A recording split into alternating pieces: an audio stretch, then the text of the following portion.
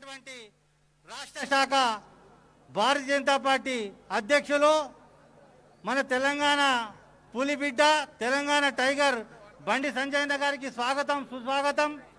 అదేవిధంగా ఈ యొక్క సమావేశానికి విచ్చేసినటువంటి ఉద్యమ సమయంలో తిండి లేక తిప్పల లేక నిద్ర లేక తెలంగాణ సాధించే దాంట్లో కీలక పాత్ర పోషించినటువంటి మన గురువులు తల్లి తండ్రి గురువు దేవునితో సమానం అన్నారు గురువులు మన ఎక్స్ఎమ్మెల్సీ మన స్వామి గౌడ్ గారికి స్వాగతం సుస్వాగతం. అదేవిధంగా ఈ పటాన్చెరు నియోజకవర్గం ఎన్నికల సందర్భంగా ఈ 3 డివిజన్లకు పార్టీ ఇన్ఛార్జిగా నియమించినటువంటి మన తమిళనాడు కో ఇన్ఛార్జి ఎక్స్ఎమ్మెల్సీ పొంగులేటి సుధాకర్ రెడ్డి గారు, అదేవిధంగా పటాన్చెరు మాజీ ఎక్స్ఎమ్మెల్యే గారు నందీశ్వర్ గౌడ్ గారు, వారితో పాటు zonal in charge doctor Muralidhar Goud గారు, పటాన్చెరు మాజీ జడ్పీటీసీ శ్రీకాంత్ గౌడ్ గారు, ఈ యొక్క వేదికను అలంకరించినటువంటి పటాన్చెరు డివిజన్ బీజేపీ అభ్యర్థి తమ్ముడు యువ కిషోరుడు యువ నాయకుడు పేదల పెన్నిధి ప్రజల సమక్షంలో ఉంటూ ప్రజలకు సేవ చేస్తూ ముందుకు పోతున్నటువంటి మన పటాన్చెరు డివిజన్ అభ్యర్థి ఆశీష్ గౌడ్ గారు,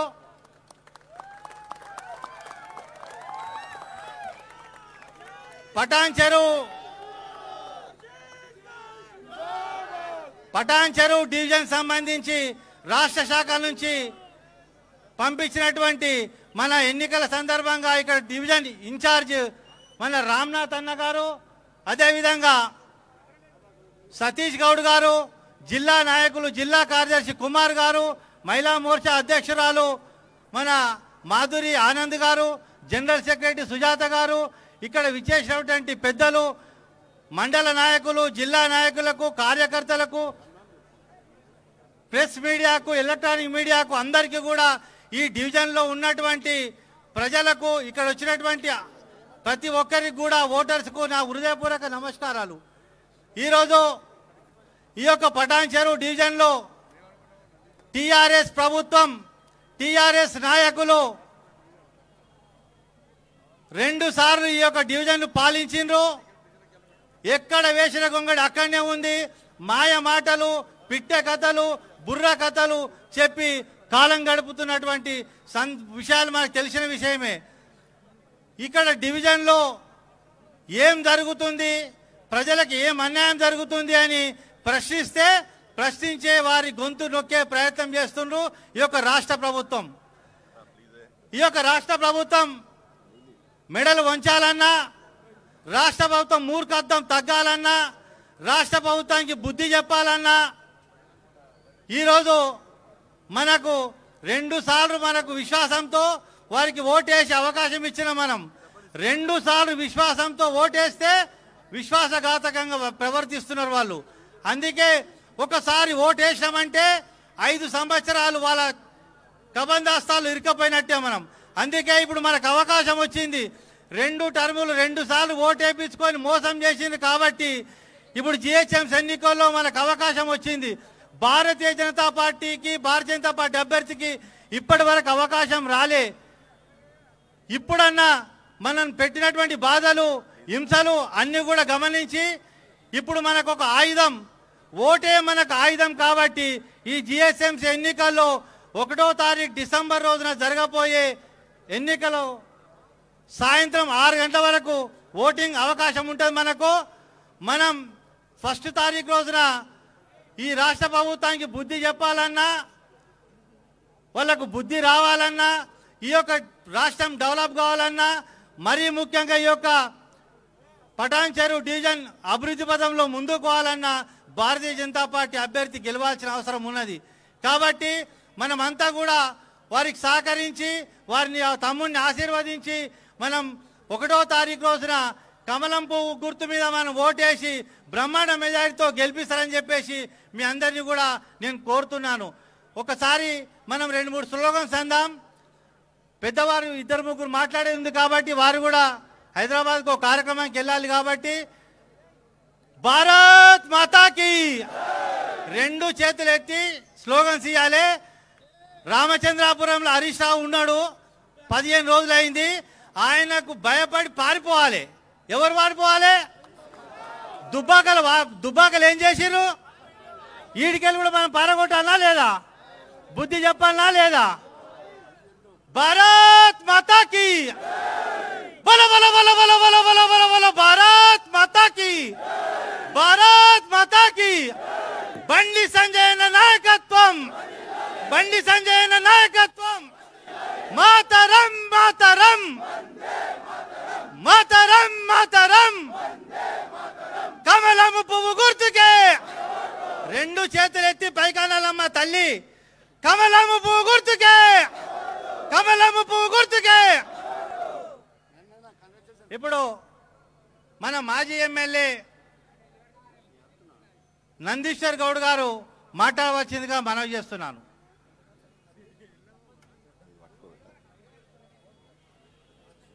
సభా అధ్యక్షులు,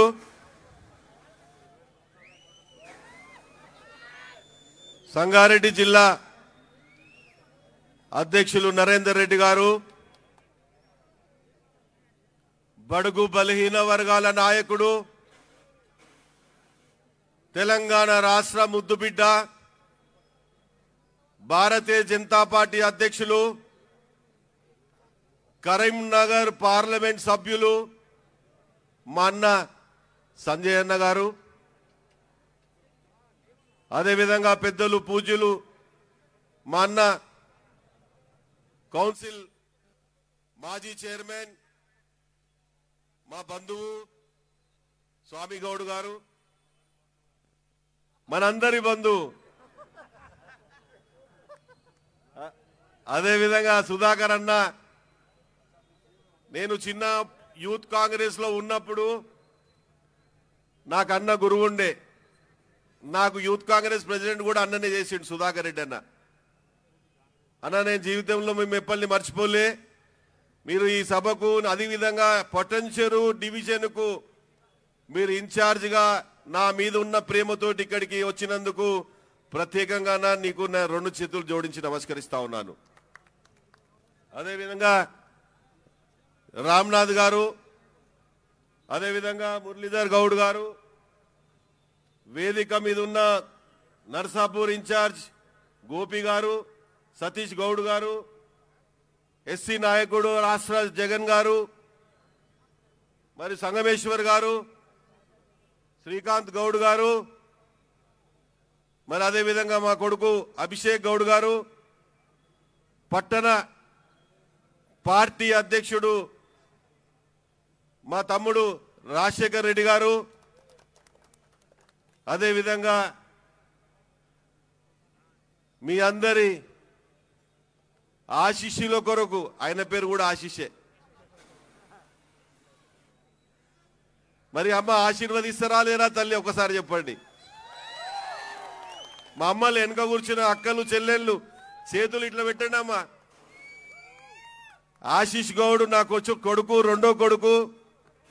అతని వయసు 30 సంవత్సరాలు. ఆయనకు ఒక కొడుకున్నాడమ్మా. దయచేసి మీరు ఆశీర్వదించండి. భారతీయ జనతా పార్టీ అభ్యర్థిగా మరి కమలం గుర్తు, కమలం పువ్వు గుర్తు. అమ్మ అందరికీ తెలుసు, అక్కలకు చెల్లెళ్ళకు ఇక్కడ కమలం పువ్వు మీద అమ్మవారు లక్ష్మీదేవి కూర్చుంటది. మరి మన బాబును ఆశీష్ గౌడ్ను గెలిపిస్తే లక్ష్మికి కొదువ ఉండదమ్మా మనకెప్పటికి కూడా. కాబట్టి దయచేసి ఆశీష్ గౌడ్ను ఆశీర్వదించి పెద్ద మనసు చేసుకొని అమ్మలందరూ ఒక సొంత కొడుకు వలె, మీ కుటుంబంలో ఒక సభ్యుని వలె ఆశీర్వదించి గెలిపియాలని చెప్పేసి కూడా నేను 2 చేతులు జోడించి నమస్కరిస్తా ఉన్నాను మీ అందరికీ. మరి వేదిక మీద ఉన్న పెద్దలు, ఇక్కడ ఉన్న ప్రింట్ మీడియా, ఎలక్ట్రానిక్ మీడియా, యువ నాయకులు, బీజేపీ నాయకులు, మరి ఇక్కడ ఉన్నటువంటి మరి ముఖ్యంగా యువ నాయకులు, సోదరిమణులు, సోదరులారా, మిత్రులారా, ఈ మైకు ద్వారా ఇంటున్న పొటెన్షియల్ డివిజన్కు సంబంధం ఉన్నటువంటి అక్కలు, చెల్లెళ్ళు, సోదరులు, సోదరిమణులు, మీ అందరికి కూడా నేను 2 చేతులు జోడించి నమస్కరిస్తా ఉన్నాను. ఒక్క అవకాశం మా బాబుకి ఇవ్వండి. ఇవాళ మీకు అందరికీ తెలుసు, ఈ పొటెన్షియల్ ప్రాంతంలో మరి నేను ఎమ్మెల్యేగా ఉన్నప్పుడు ఏ విధంగా పరిపాలన జరిగింది, ఇప్పుడు ఏ విధంగా పరిపాలన జరుగుతుందో మరి మీకు అందరికీ తెలుసు. మరి ఇవాళ ఉన్నటువంటి శాసనసభ్యులు మన గూడెం మైపాల్ రెడ్డి గారు, పేరు గూడెం. గూడెం అంటే తెలుసు కదా, ఊరు, చిన్న ఊరు అనుకుంటారు అందరూ. ఆయన ఖజానా ఇంతుంది. ఇవాళ 1000 కోట్లు ఇవాళ పొటెన్షియల్ ప్రజల యొక్క సొమ్మును, ఈ పొటెన్షియల్ చుట్టూన్నటువంటి భూములన్నీ కూడా బొందల గడ్డల కాడికెళ్ళి, కుంటల కాడికెళ్ళి, చెరువుల కాడికెళ్ళి, మరి మిగిలింది ఏం లేదమ్మా, ఖాళీ బట్టలు ఉన్నాయి మన పేరు మీద, అవి కూడా గుంజుకుంటాడు మన. ఎవరన్నా మా అమ్మలు, అక్కలు, చెల్లెళ్ళు ఆయన ఇంటికి పోతే, సార్ నాకు చిన్న పని ఉంది, ఈ పని చేసి పెట్టమంటే, నేను ఎలక్షన్లో అక్కడక్కడ తిరుగుతా ఉంటే చెప్తారు, సార్ ఆయన ఇంటికి పోతే పోలీసులను పెట్టి కొట్టిపిస్తుండని. సిగ్గు శరం ఉండాలి నీకు. ఇంతమంది ఆడవాళ్ళు నీకు ఓట్లేసి గెలిపిస్తే పోలీసులను పెట్టి కొట్టిపిస్తావా నువ్వు? అసలు మనిషివేనా నువ్వు? చీము రక్తం ఉందా నీకు? ఇవాళ నీ పరిస్థితి ఏముండే ఒకప్పుడు? ఇదే మేరాజ్ కేఫ్ ముంగట నువ్వు ఏం చేస్తుంటావో ఒక్కసారి ఆలోచించు మైపాల్ రెడ్డి గారు. ఇవాళ డబ్బులు వచ్చినంత మాత్రాన నీ కళ్ళు నెత్తి మీదకి ఎక్కినాయి. ఇవాళ మా అమ్మలు, అక్కలు, చెల్లెళ్ళు, సోదరి మనులు వాళ్ళు ఓట్లేసి ఎమ్మెల్యేగా గెలిపిస్తే వాళ్ళు వస్తే నువ్వు పోలీసులతో కొట్టిపిస్తావా? సమయము నీకు దగ్గర పడతా ఉన్నది. నువ్వు చేసినటువంటి అక్రమాలు, ఈ పొటెన్షియల్లో నువ్వు దోచుకున్నటువంటి ఆస్తి, నువ్వు ఎమ్మెల్యేగా ఉన్నది ఖాళీ దోచుకోవడానికి, దాపెట్టుకోవడానికి తప్ప ఎవ్వరికి కూడా పని చేయడానికి లేడమ్మా. ఆయన పనే దోచుకోవడము, ఆయన పిల్లలు దోచుకోవడము, వాళ్ళ తమ్ముడు దోచుకోవడము, ఆయన ఎమ్మడున్నటువంటి సరుకులంతా కూడా దోచుకోవడానికే ఉన్నారు తప్ప ఎవరికి కూడా పని చేయడానికి లేరు. నిదర్శనంగా మీకు తెలుసు, ఇవాళ ఫ్లడ్స్ లో 10,000 రూపాయలు వస్తే మరి 3 కోట్ల రూపాయలు వచ్చినాయి ఈ డివిజన్ కు. నిన్న వర్షాలు పడి ఇండ్లు మునిగిపోయినాయని చెప్పి 3 కోట్ల రూపాయలు ఈ ఫ్లడ్స్ ఈ డివిజన్ కు వస్తే ఎవరికి ఇచ్చిండమ్మా? ఎవరికైనా వచ్చినాయా 10,000 రూపాయలు? అమ్మలు మా అక్కడ ఎన్నుకున్న వాళ్ళు చెప్పాలి, చేయి చూపియండి అమ్మా, లేకుంటే అందరికి వచ్చినాయి అనుకుంటారు ఇక్కడ ఉన్న వాళ్ళు, మా పెద్ద నాయకులు. అక్కడ చూడండి సార్, కెమెరాలు అక్కడ పెట్టండి సార్ ఒక్కసారి. ఎవరికన్నా 10,000 రూపాయలు ఇచ్చిండు ఆ పొటెన్షియల్లో? ఎవరు తీసుకురు తెలుసా అమ్మా? అవన్నీ ఎవరు తీసుకురో తెలుసా? రాబందులు, టిఆర్ఎస్ కు సంబంధం ఉన్నటువంటి రాబందులు మీకు వచ్చినటువంటి డబ్బులు ఒక్కొక్కరు ఒక్క ఇంటికి ఒక్కొక్క 1,00,000 రూపాయలు. ఒక్క ఇంటికైతే నేను నిరూపిస్తా, ఇలా 2.5 లక్షలు తీసుకున్నాను ఒకటే ఇంట్లో. నిరూపించకపోతే నేను రాజకీయాల నుండి తప్పుకుంటా. ఇవాళ ఒకటే ఇంట్లో 2.5 లక్షలు. ఎంత అన్యాయం అమ్మా ఇది! ఎవరి సొమ్ములు ఇవి? ఇవాళ 3 కోట్ల రూపాయలు వస్తే వాళ్ళ కార్యకర్తలు, వాళ్ళ బంధువులు ఒక్కొక్కరింట 2,50,000, 50,000, 1,00,000 రూపాయలు తీసుకొని ఏం చేసుకున్నారో తెలుసా? అమ్మవారు గుడి దగ్గర, ఎల్లమ్మ గుడి దగ్గర దావతులు, మేకలు కొయ్యాలి, మందు కొట్టాలి, ఏసీ రూమ్ లో కూర్చొని తాగాలి, మందు కొట్టాలి. ఇవాళ ఎవరు సొమ్ములు, ఎవరి డబ్బులు? బీద వాళ్లకు డబ్బులు ఇవ్వాలని డబ్బులు ఇస్తే మరి ఇవాళన్ని దోచుకొని వాళ్ళు ఆ విధంగా పనిచేస్తా ఉన్నారు. మరి ఇవాళ ఎలక్షన్లు వచ్చినాయి, ఎలక్షన్లో వాగ్దానాలు చేస్తా ఉన్నారు వాళ్ళ తమ్ముడు. ఆయన మీరు ఓటేసి గెలిపిస్తే నేను డబుల్ బెడ్రూమ్ ఇస్తానంటున్నాడు ఆయన. అమ్మ, పోయిన జిహెచ్ఎంసీ ఎలక్షన్లో ఏం చేసిండు ఆయన? అదే విధంగా పోయినసారి ఎలక్షన్లో ఏం చెప్పిండు ఆయన? ఇవాళ డబుల్ బెడ్రూమ్ ఏమంటున్నాడు? మళ్ళా ఎలక్షన్లో గెలిపియండి, అగో నేను ఆడ డబుల్ బెడ్రూమ్ కడుతున్నా, నేను ఇస్తానంటున్నాడు. మీకు తెలుసు సినిమా, కోట శ్రీనివాసరావు గారి సినిమా ఆహా నా పెళ్ళి అంట. ఒక కోడిని ఇట్లా కట్టేస్తారు, దానికి కట్టేసి ఆ కోడిని చూసుకుంటా ఆకుకూరలు తింటుంటాడు ఆయన. ఆయన ఏమనుకుంటున్నాడు, నేను కోడినే తినుకుంటున్నా అనుకుంటాడు ఆయన. అట్లుంది మన కేసీఆర్ ముఖ్యమంత్రి గారి పరిస్థితి. చూపిస్తున్నాడు ఆడబెట్టి, ఆడగడుతున్నా ఈడగడుతున్నా ఆడగడుతున్నా, కానీ మీకు ఇచ్చేది లేదు చేసేది లేదు. 1,00,000 బెడ్రూమ్లు ఇస్తానంటున్నా, డబుల్ బెడ్రూమ్లు ఏ ఒక్కటన్నా ఇచ్చిండమ్మా చెప్పండి వెనకకెళ్ళి మీరు. దయచేసి చెప్పాలి, మీరు ఇచ్చిర్రా ఎవరికన్నా? ఒక్క డబుల్ బెడ్రూమ్ పొటెన్షియల్లో ఇస్తే నేను పొటెన్షియల్ వదిలేసి గాడిద మీద కూర్చొని హైదరాబాద్ వెళ్ళిపోతామ్మా. గాడిద మీద, ఇదే జిహెచ్ఎంసీ ఆఫీస్ కాడ గాడిద మీద కూర్చొని గుండు కొట్టించుకొని చెప్పులు వేసుకొని నేను సికింద్రాబాద్లో చదువుకున్న ప్యారడైస్ కాడ ఆడికి వెళ్ళిపోతా పొద్దున్నే లేచి. ఈ విధంగా మోసాలు చేస్తూ, ఈ విధంగా అన్యాయం చేస్తూ ఇక మా యువకులు తమ్ముళ్ళు ఎలక్షన్లో పోయినసారి 2014లో కానీ 2018లో కానీ ఏం చెప్పిండు? అయ్యా నువ్వు టీఆర్ఎస్ ప్రభుత్వం వస్తే ఇంటికి ఒక ఉద్యోగం ఇస్తున్నాడు. మా అన్నలు తమ్ముళ్ళే చెప్పాలి, ఉన్నటువంటి తమ్ముళ్ళు ఏ ఒక్కరికన్నా ఉద్యోగం ఇచ్చిండా? ఇవాళ చెప్పండి తమ్ముళ్ళు, ఏ ఒక్కరికన్నా ఉద్యోగం ఇచ్చిండా? ఇవాళ ఏం చేస్తున్నారు మా తమ్ముళ్ళంతా? ఇవాళ ఈ తమ్ముళ్ళంతా పాపము పని లేక ఏమి లేక ఇంకా ఆ విధంగా అక్కడ ఇక్కడ తిరుగుకుంటా కూలి నాలి చేసుకొని ఇవాళ బ్రతుకుతా ఉన్నారు. మా అమ్మలకు తెలుసు వాళ్ళ బాధ, మా అక్కలకు తెలుసు వాళ్ళ పిల్లలు ఏ విధంగా బాధపడతా ఉన్నారు. ఇంటికి ఒక ఉద్యోగం అని ఇస్తానని చెప్పి అది కూడా మోసం చేయడం జరిగింది. ఇంకా చాలా పెద్దవాళ్ళు మాట్లాడే వాళ్ళు ఉన్నారు. నేను ఎక్కువ సమయం తీసుకోకుండా, మరి అన్న మీరు ఇక్కడ ఉన్న వాళ్ళందరూ పెద్దలు, మన బండి సంజయ్ అన్న గారు ఇవాళ బడుగు బలిగిన వర్గాల నాయకుడైన. ఇవాళ మన జనాభా ఎంత ఉందో తెలుసా అమ్మ? బడుగు బలిగిన వర్గాలది 55% ఖాళీ బీసీలో ఉన్నారు. ఇక ఎస్సీలు ఎస్టీలు మైనార్టీలు అంతా కలిపితే 85% ఉన్నారు. ఇవాళ 85% ఉన్నటువంటి పెద్దలు మరి ఆ కింది స్థాయి నుండి కార్పొరేటర్గా ఎట్లయితే ఆశీష్ గౌడ్ను మీరు గెలిపిస్తున్నారో, సంజయ్ అన్న కూడా ఒకప్పుడు కార్పొరేటర్ కరీంనగర్ కు.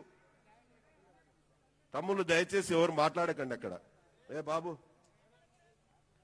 సంజయ్ అన్న గారు కూడా చిన్నప్పటి నుండి రాజకీయాలకు వచ్చి కరీంనగర్ లో కార్పొరేటర్ గా పోటీ చేసి గెలిచి అమ్మవారి ఆశీస్సులతో, అన్న అమ్మవారి భక్తుడు ఏ విధంగా అయితే ఆశీష్ గాని మేము గాని ఎల్లమ్మకు భక్తులమో, అన్న కూడా అక్కడ కరీంనగర్ లో పెద్ద ఆలయం కట్టించిండు అమ్మవారిది.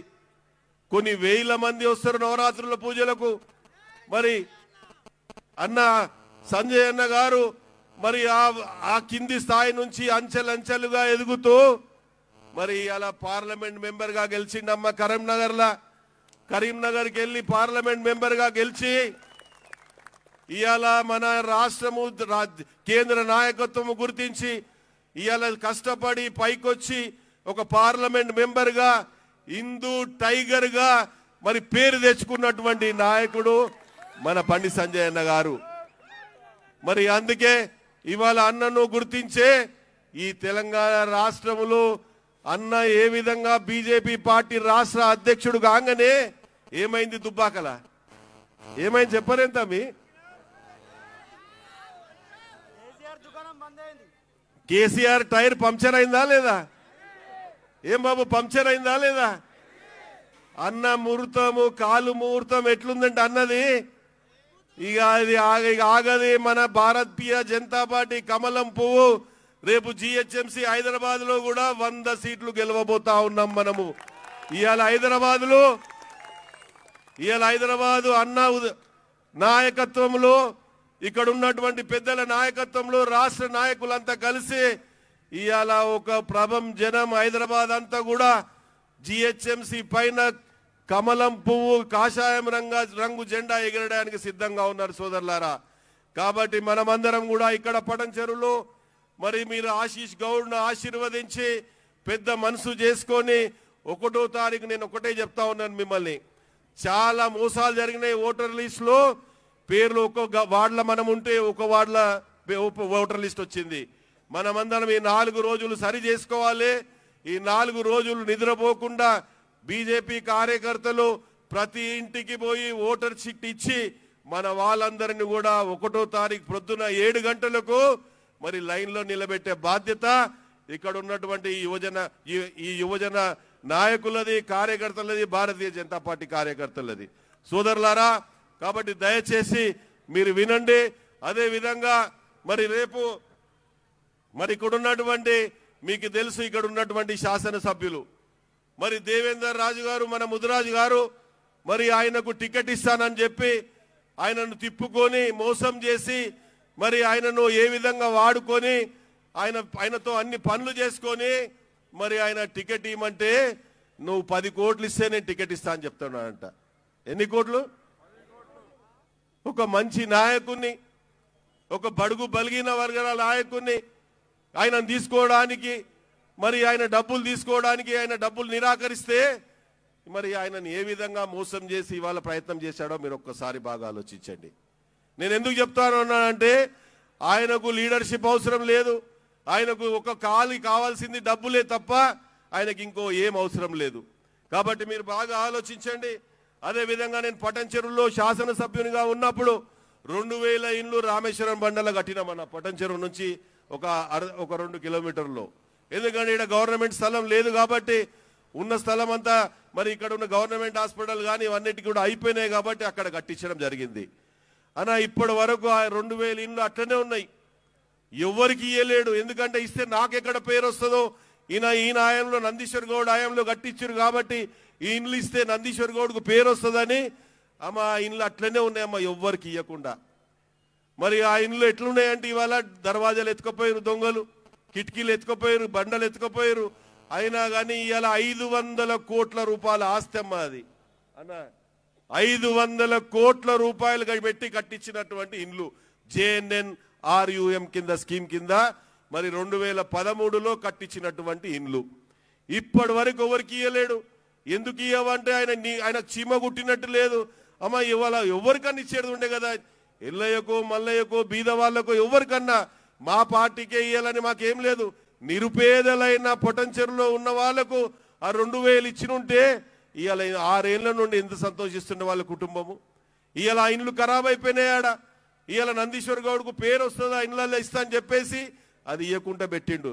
అంటే అమ్మవారు దయతోటి, ఆ మహంకాలమ్మ దయతోటి మీరందరూ ఆశీర్వదించి నా కొడుకును గెలిపిస్తే అమ్మ నేను ఇవాళ బండి సంజయ్ అన్న ఆశీర్వాదంతో నెల రోజులలో ఆ 2000 ఇండ్లు పొటంచెరువులకే ఇప్పిస్తానని చెప్తా ఉన్నాను. ఇవాళ నేను ఏ ఒక్క ఇల్లు కూడా బయట వాళ్ళకి ఇయ్యమవి. ఆ ఇండ్లు బయట వాళ్ళకి ఇవ్వాలని ప్రయత్నం చేస్తా ఉన్నాడు ఆయన. ఎందుకంటే బయట వాళ్ళకి ఇస్తే డబ్బులు ఇస్తారు, పొటంచెరువులకు ఇస్తే డబ్బులు ఇయ్యరు, బద్లామైతాన ఉద్దేశంతో బయట వాళ్లకు వాళ్ళ కార్యకర్తలు అమ్ముకోవడానికి ప్రయత్నం చేస్తున్నారు. మీ కొరకు నేను తప్పకుండా అన్నతోటి మాట్లాడించి ఆ 2000 ఇండ్లు మీరు ఎలక్షన్ల తర్వాత గెలిపించిన తర్వాత ఒక్క నెల రోజుల్లో ఆ 2000 ఇండ్లు పొటంచెరువులకే ఇప్పిస్తానని చెప్పేసి ఈ డివిజన్ వాళ్ళకి, అవి కూడా బయటి డివిజన్ వాళ్ళకి ఎవరికి ఇవ్వకుండా ఈ డివిజన్ వాళ్ళకే ఇప్పిస్తానని కూడా నేను సభాముఖంగా ప్రమాణం చేస్తా ఉన్నాను. అదేవిధంగా ఇక డబుల్ బెడ్రూమ్ విషయంలో అన్న, ఈ ప్రాంతంలో కట్టిస్తున్నటువంటి డబుల్ బెడ్రూమ్లో పోయిన వారం హరీష్ రావు గారు ఇక్కడికి వచ్చి ఈ ప్రాంతంలో కడుతున్నారు కాబట్టి 10% ఇస్తానంటుండు మనకు. అమ్మ 1000 ఇండ్లలో 1000 ఇండ్లు కడితే 100 ఇండ్లు మనకి ఇస్తాడంట. బయట వాళ్ళకు, ఓల్డ్ సిటీ వాళ్ళకు, హైదరాబాద్ వాళ్ళకు, అక్కడ వాళ్ళకి ఇక్కడ వాళ్ళకి తెచ్చి మన పొటంచెరులో ఇస్తాడంట ఇండ్లు 900 ఇండ్లు. నేను ఒకటే అడుగుతా ఉన్నాను, ఇవాళ పొటంచెరులో తీసుకున్నటువంటి భూములు, మా నియోజకవర్గంలో తీసుకున్నటువంటి భూములు మా వాళ్ళకే 50% ఇవ్వాలి. లేకపోతే మేము కోర్టు ద్వారా స్టే తీసుకొచ్చి మీకు ఇప్పించే ప్రయత్నం మా సంజయ్ అన్న గారితో మాట్లాడి 50% ఇండ్లు ఇక్కడ కట్టేటటువంటి ఇండ్లన్నీ కూడా పొటంచెరు డివిజన్ వాళ్ళకే ఇప్పించే ప్రయత్నం కూడా తప్పకుండా చేస్తామని కూడా ఇలా వాగ్దానం చేస్తా ఉన్నాను. అదేవిధంగా అన్న ఎంపీ కాబట్టి అన్న తలుచుకుంటే పెద్ద సమస్య కాదు మాకు. అన్న ఇప్పుడు మియాపూర్ వరకు మెట్రో ట్రైన్ ఉందన్న మాకు. మరి మెట్రో ట్రైన్ లేక చాలా మంది అవస్థ పడతా ఉన్నారు.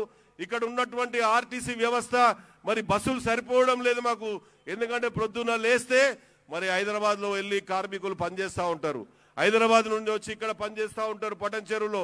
కాబట్టి అన్న మీరు ఎంపీ, పార్లమెంట్ మెంబర్ కూడా మా అదృష్టం మీరు ఎంపీ కావడము. ఈ ప్రాంతానికి ఈ మన వచ్చే తొందరలో మాకు metro train up to Sangareddy వరకు అయిపోయండి అన్న. వేపిస్తే మా వాళ్ళంతా కూడా ఎప్పుడు మీకు రుణపడి ఉంటారు, జీవితాంతం రుణపడి ఉంటారు. ఎందుకంటే చాలా మంది మోటార్ సైకిళ్ళ మీద, కార్లలో పోతా ఉంటే మరి యాక్సిడెంట్లు అయిపోయి వికలాంగులు అవుతా ఉన్నారు ఈ ప్రాంతంలో. కాబట్టి దయచేసి అన్న మీరు అదొక్కటి మెట్రో ట్రైన్ మాకు అదే విధంగా ఎంఎంటీఎస్ కూడా శాంక్షన్ అయింది, కూడా రామచంద్రపురం వరకే వస్తుంది. అది పొటెన్షియల్ వరకు వచ్చే ప్రయత్నం కూడా మీరే చేయాలని చెప్పేసి కూడా మీతోటి మరి వాగ్దానం తీసుకోవాలని చెప్పేసి మీరు స్పీచ్లో చెప్పాలన్నది అన్న. ఇది గవర్నమెంట్ హాస్పిటల్ అన్న పక్కకు, ఇది 100 పడకల హాస్పిటల్. అమ్మలు అక్కలు చెల్లెళ్ళు, అమ్మ ఈ హాస్పిటల్ నేను ఎమ్మెల్యే ఉన్నప్పుడే కట్టించిన. 1962 30వ తారీఖు నేను ఈ హాస్పిటల్లో పుట్టినమ్మా. ఇదే హాస్పిటల్లో పుట్టినా నేను. ఇవాళ గర్వంగా చెప్తా ఉన్నాను, ఈ రోడ్డు ఈ స్ట్రీట్ లైట్లు నేను వేయించిన, ఈడ బస్ డిపో నేను కట్టించిన. ఇవాళ ఉన్నటువంటి చుట్టుముట్టు డబుల్ రోడ్స్ అన్ని కూడా నా ఏంలో అయినాయి. ఇవాళ ఎమ్మెల్యేకి నేను ఛాలెంజ్ చేస్తా ఉన్నాను, నేను ఒకవేళ ఇవన్నీ చేయకపోతే నేను పొటెన్షియల్ వదిలేసి వెళ్ళిపోతా. ఇవాళ ఆయన చెప్పుమనండి, ఇవాళ ఆయన ఏం చేసిండో పొటెన్షియల్కు. ఆయన ఏమి చెయ్యడు. ఆయన ఒకటే చేస్తాడు, ఏదంటే కబ్జాలు చేయడము, ఉన్నయి దోచుకోవడము, ఏ విధంగా సంపాదించడము, అవి తప్ప ఆయన ఏమి చేయడు. ఇక ముందు కూడా చేయడు. మిమ్మల్ని మోసం చేయడానికి, మళ్ళా ఎలక్షన్లో ఓట్లు వేసుకోవడానికి నేను బాబు నేను ఓట్లలో మళ్ళా ఎన్నో వాగ్దానాలు చేస్తుండే ఆయన. కొద్దిమంది కాలనీలలో పోయి నేను సీసీటీవీ కెమెరాలు పెట్టిస్తాను అంటున్నాడు, ఇంకో దగ్గర పోయి ఇంకోమో చేస్తా అంటున్నాడు, అక్కడ శాంతినగర్ పోయి ఇంకేమో అంటున్నాడు, అంబేద్కర్ నగర్ పోయి ఇంకేమో చెప్తున్నాడు.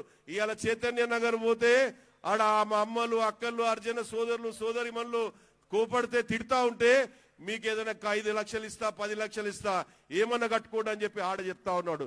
నేను ఒకటే కోరుకుంటా ఉన్నాను, అవి మన డబ్బులు మన పైసలు, మీరు ఇస్తే డబ్బులు తీసుకోండి, కానీ ఓటు మాత్రము కమలం గుర్తుకేయాలని చెప్పేసి మీ అందరితోటి విజ్ఞప్తి చేస్తూ 2 చేతులు జోడిస్తూ మరి ఇవాళ ఈ కార్యక్రమానికి విచ్చేసినటువంటి పెద్దలు సంజయ్ అన్న గారికి, అదే విధంగా స్వామి గౌడ్ గారికి, సుధాకర్ రెడ్డి గారికి నా 2 చేతులు జోడించి నమస్కరిస్తూ వారు వచ్చినందుకు నా హృదయపూర్వక ధన్యవాదాలు తెలియజేసుకుంటూ ముగించుకుంటున్నాను. జై హింద్, జై భారత్, జై శ్రీరామ్, జై శ్రీరామ్, జై శ్రీరామ్, వందే మాతరం, వందే మాతరం. నరేంద్ర మోడీ గారి నాయకత్వం, బండి సంజయ్ అన్న గారి నాయకత్వం. థ్యాంక్ యూ అందరికీ.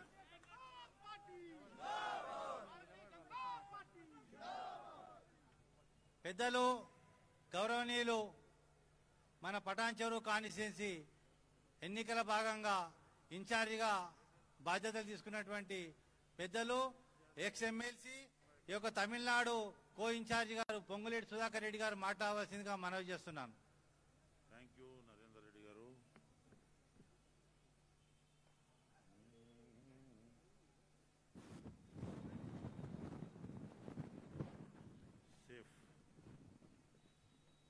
సభాధ్యక్షులు జిల్లా భారతీయ జనతా పార్టీ అధ్యక్షులు నరేందర్ రెడ్డి గారు, కాషాయ టైగర్ సింహ స్వప్నం కేసీఆర్ గుడ్డెల్లో నిద్రపోతూ, రాత్రిపూట ఆయన ఎప్పుడు నిద్రపోతారో తెలియదు, నిద్రలో కలలో వచ్చే మనం గర్వపడే రాష్ట్ర నాయకత్వం నరేంద్ర మోడీ గారి ఆశీస్సులతో ఇది తీస్తే మీకు ఇంకా బాగా వస్తుంది, సరేనా? నరేంద్ర మోడీ గారి ఆశీస్సులతో, నడ్డా గారి ఆశీర్వాదంతో, అమిత్ షా గారి అభయంతో వేల మంది లక్షల మంది యువ సైన్యం, యువ బీజేపీ, భారతీయ జనతా యువ మోర్చా అండదండలతో ఇంతింతై వడ్డంతై కార్పొరేటర్ గా ఎలక్ట్ అయి పార్లమెంటు సభ్యుడిగా ముఖ్యమంత్రి గారి బంధువుని మట్టి గరిపించి ఇవాళ రాష్ట్ర బీజేపీ అధ్యక్షులుగా మీ ముందు యువకుడు, ఉత్సాహవంతుడు, మీ అందరికీ సేవ చేసే అవకాశం కల్పించండి. ఇంటింటికి మీ మనిషిగా, మీ వ్యక్తిగా, మీ కుటుంబ సభ్యుడిగా, మీ సోదరుడిగా, మీ తమ్ముడిగా ఉంటానని చెప్పి మీ ఆశీర్వాదం కోసం మా అందరి సమక్షంలో నిలబడి మీకు సేవ చేసే భాగ్యం కలగజేయండి. కమలం గుర్తుపైన ఓటేసి అత్యధిక మెజారిటీ గెలిపించి ఈ యొక్క పటాన్చెరు డివిజన్ ని మోడల్ నియోజకవర్గంగా డివిజన్గా రూపొందడానికి అవకాశం ఏంటని నిలబడ్డ ఆశీష్ గౌడ్ గారు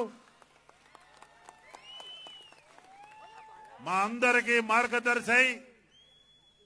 తెలంగాణ ఉద్యమంలో ఉద్యమానికి ఒక నాలుకై ఎన్జిఓలనే కాకుండా అందరి నోళ్లలో నాని అనేక త్యాగాలు చేసినటువంటి మన స్వామి గౌడ్ గారు మా చైర్మన్ గా నేను శాసన మండలి సభ్యుడిగా ఉన్నప్పుడు పెద్దల సమక్షంలో ఢిల్లీలో నడ్డా గారి సమక్షంలో భారతీయ జనతా పార్టీ ఈ యొక్క పవిత్రమైన పార్టీలో జాయిన్ అయినందుకు పెద్దలకి కూడా మనస్ఫూర్తిగా స్వాగతం చెబుతూ స్వామి గౌడ్ గారికి వారితో పాటు మీ ముందు మాట్లాడి మాకు ఇంకా ఏ విషయం కూడా మిగల్చకుండా అభివృద్ధికి చిరునామా ఈ లైట్ను అడిగినా ఈ రోడ్డును అడిగినా పక్కన హాస్పిటల్ని అడిగినా బస్ స్టాండ్ని అడిగినా ఇళ్లను అడిగినా నందీశ్వర్ గౌడ్ అని పేరు పలికే పరిస్థితి అభివృద్ధికి చిరునామాగా మాట్లాడిన నందీశ్వర్ గౌడ్ గారు మాజీ ఎమ్మెల్యే గారు, రాకేష్ రెడ్డి గారు స్పోక్స్ పర్సన్, ఈ యొక్క పక్క డివిజన్ ఇన్ఛార్జ్ మురళీధర్ గౌడ్ గారు భారతీనగర్ ఇన్ఛార్జు, రామ్నాథ్ గారు నాతో పాటు ఉన్న ఈ డివిజన్ ఇన్ఛార్జ్ గారు, రాకేష్ రెడ్డి గారు స్పోక్స్ పర్సన్, జగన్ గారు, మరి శ్రీకాంత్ గౌడ్ గారు, మాధురి గారు, సుజాత గారు, ఇంకా చాలా మంది పేర్లు, రాజశేఖర్ రెడ్డి ఈ డివిజన్ ప్రెసిడెంట్తో పాటు వేదిక మీద పేర్లు తీసుకోనందుకు అవ్యత భావించు అందరూ వచ్చిన మీ అందరూ సోదరులు సోదరిమణులు పాత్రికేయ మిత్రులకు అందరికీ నమస్కారం. భారత రాజ్యాంగ ప్రదాత ఇవాళ రాజ్యాంగ పుట్టినరోజు రాజ్యాంగాన్ని ఇచ్చిన దినోత్సవం సందర్భంగా ఇండియన్ కాన్స్టిట్యూషనల్ డే ఆ పైన ఉన్నటువంటి సోదరులకు అవ్యత భావించకుండా మీరందరూ కూడా కనీసం పార్ట్ చెప్పులతో ఉన్నోళ్ళు అందరు కిందకి దిగండి. అక్కడ ఎవరైనా అవ్యత భావించవద్దు.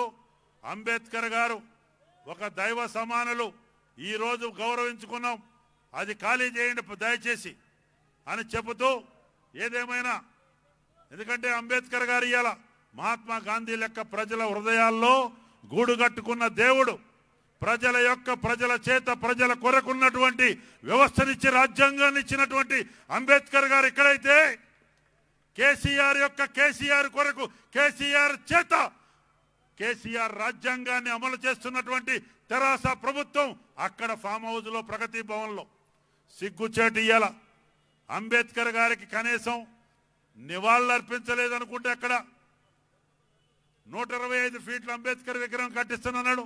మా మేనిఫెస్టోలో బండి సంజయ్ గారు వాగ్దానం చెప్పాడు, ప్రపంచంలోనే అతిపెద్ద అంబేద్కర్ స్టాట్యూ మా రాజ్యం బరాబర్గా మీ ఆశీర్వాదంతో కమలం పువ్వు మినీ అసెంబ్లీ ఎలక్షన్ అయిన జిహెచ్ఎంసీ గోల్కొండ పైన కాషాయ రంగు మన జెండా ఎగరవేసి అసెంబ్లీ కూడా ఎగరవేసే పరిస్థితి ప్రజల ఆశీర్వాదంతో వస్తుంది.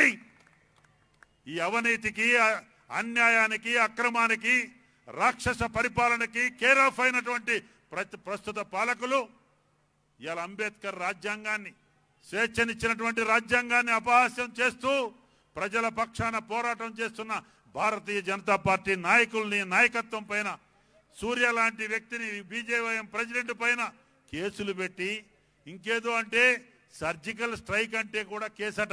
ఇవాళ ఎక్కడో చూసా, అయ్యా సర్జికల్ స్ట్రైకు పాకిస్తాన్ గుండెల్లో నిద్రపోతూ ఖబర్దార్ టెర్రరిస్టులారా అని చెప్పి నరేంద్ర మోడీ గారి నాయకత్వంలో మన వీర సైనికులు, సైన్యాధిపతులు వారి సమక్షంలో జరిగితే సర్జికల్ స్ట్రైక్ పదం ఎందుకయ్యా?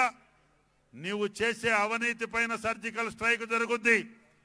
ప్రజల చేత ఓటు అనే ఆయుధంతో అది సర్జికల్ స్ట్రైక్. అర్థం చేసుకోండి.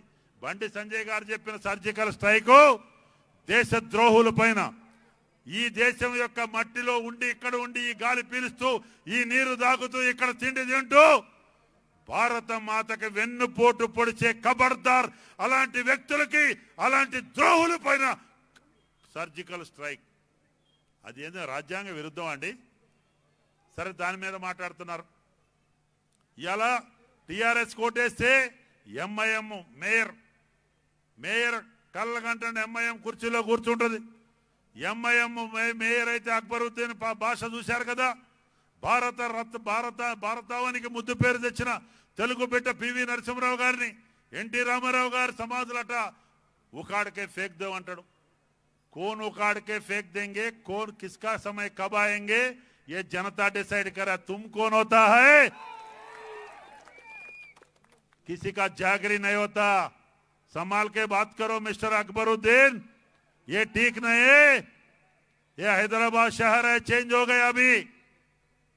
भारतीय जनता पार्टी संविधान के अनुसार हिंदू अंटे अंदर बंधु, हिंदू अंटे सबका साथ, सबका विकास, सबका विश्वास పోయే పార్టీ లీడ్ చేసే భారతీయ జనతా పార్టీ అందరినీ చూసుకుంటూ అంత మాత్రాన ఇష్టం వచ్చినట్టు మాట్లాడితే ఓటు రాజకీయాలు చేస్తే ఇది సిగ్గుచేటు అక్బరుద్దీన్ వ్యాఖ్యల్ని కేసీఆర్ ఇప్పటివరకు ఎందుకు ఖండించలేదు?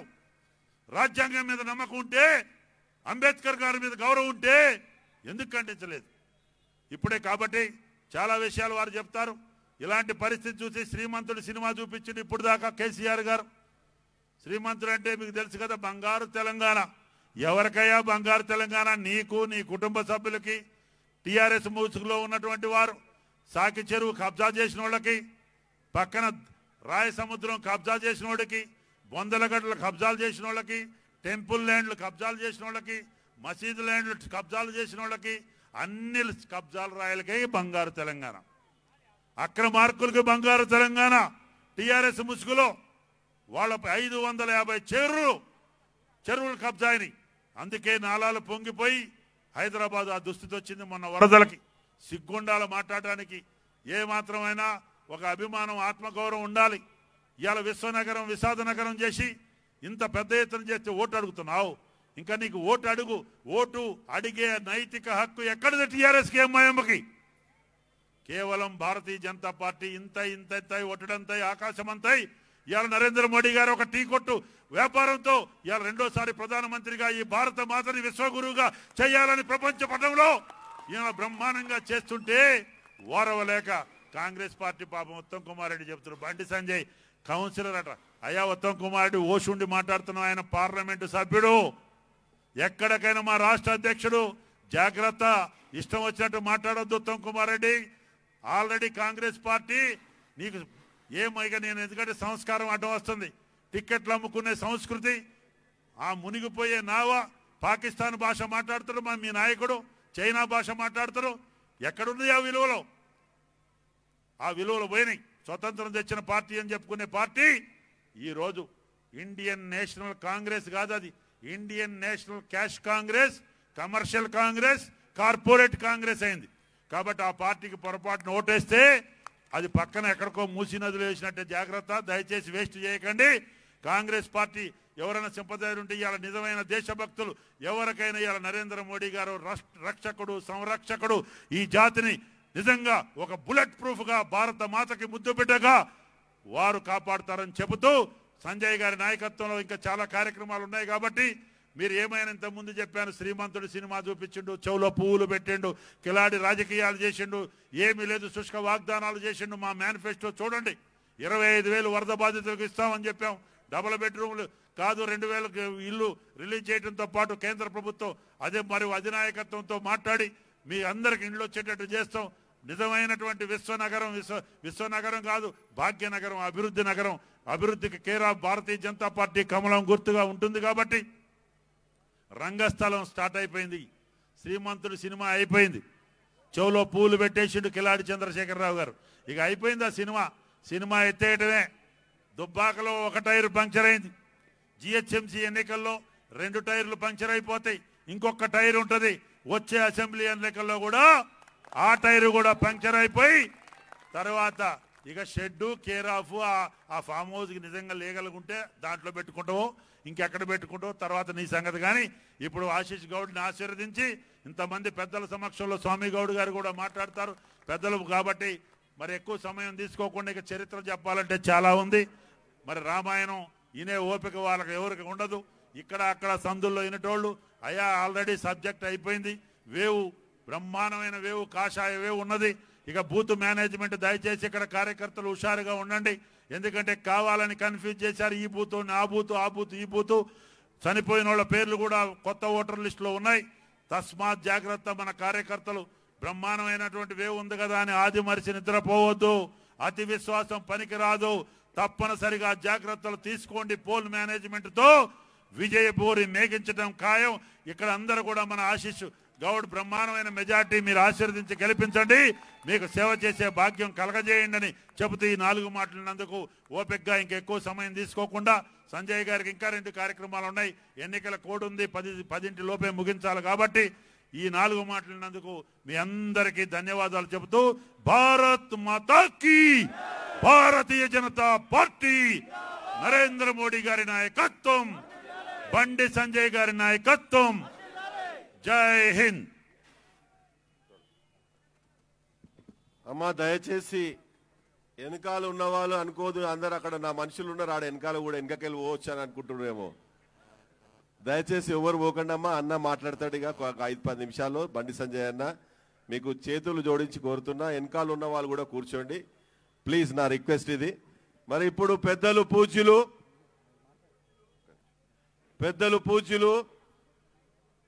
మన కౌన్సిల్ మాజీ చైర్మన్,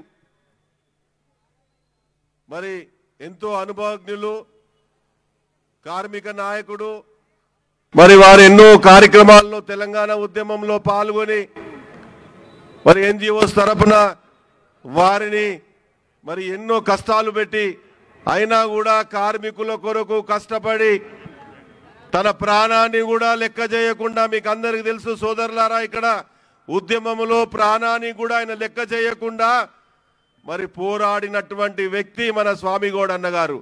వారి అమూల్యమైన సందేశం ఇవ్వాలని కోరుకుంటా ఉన్నాను నేను.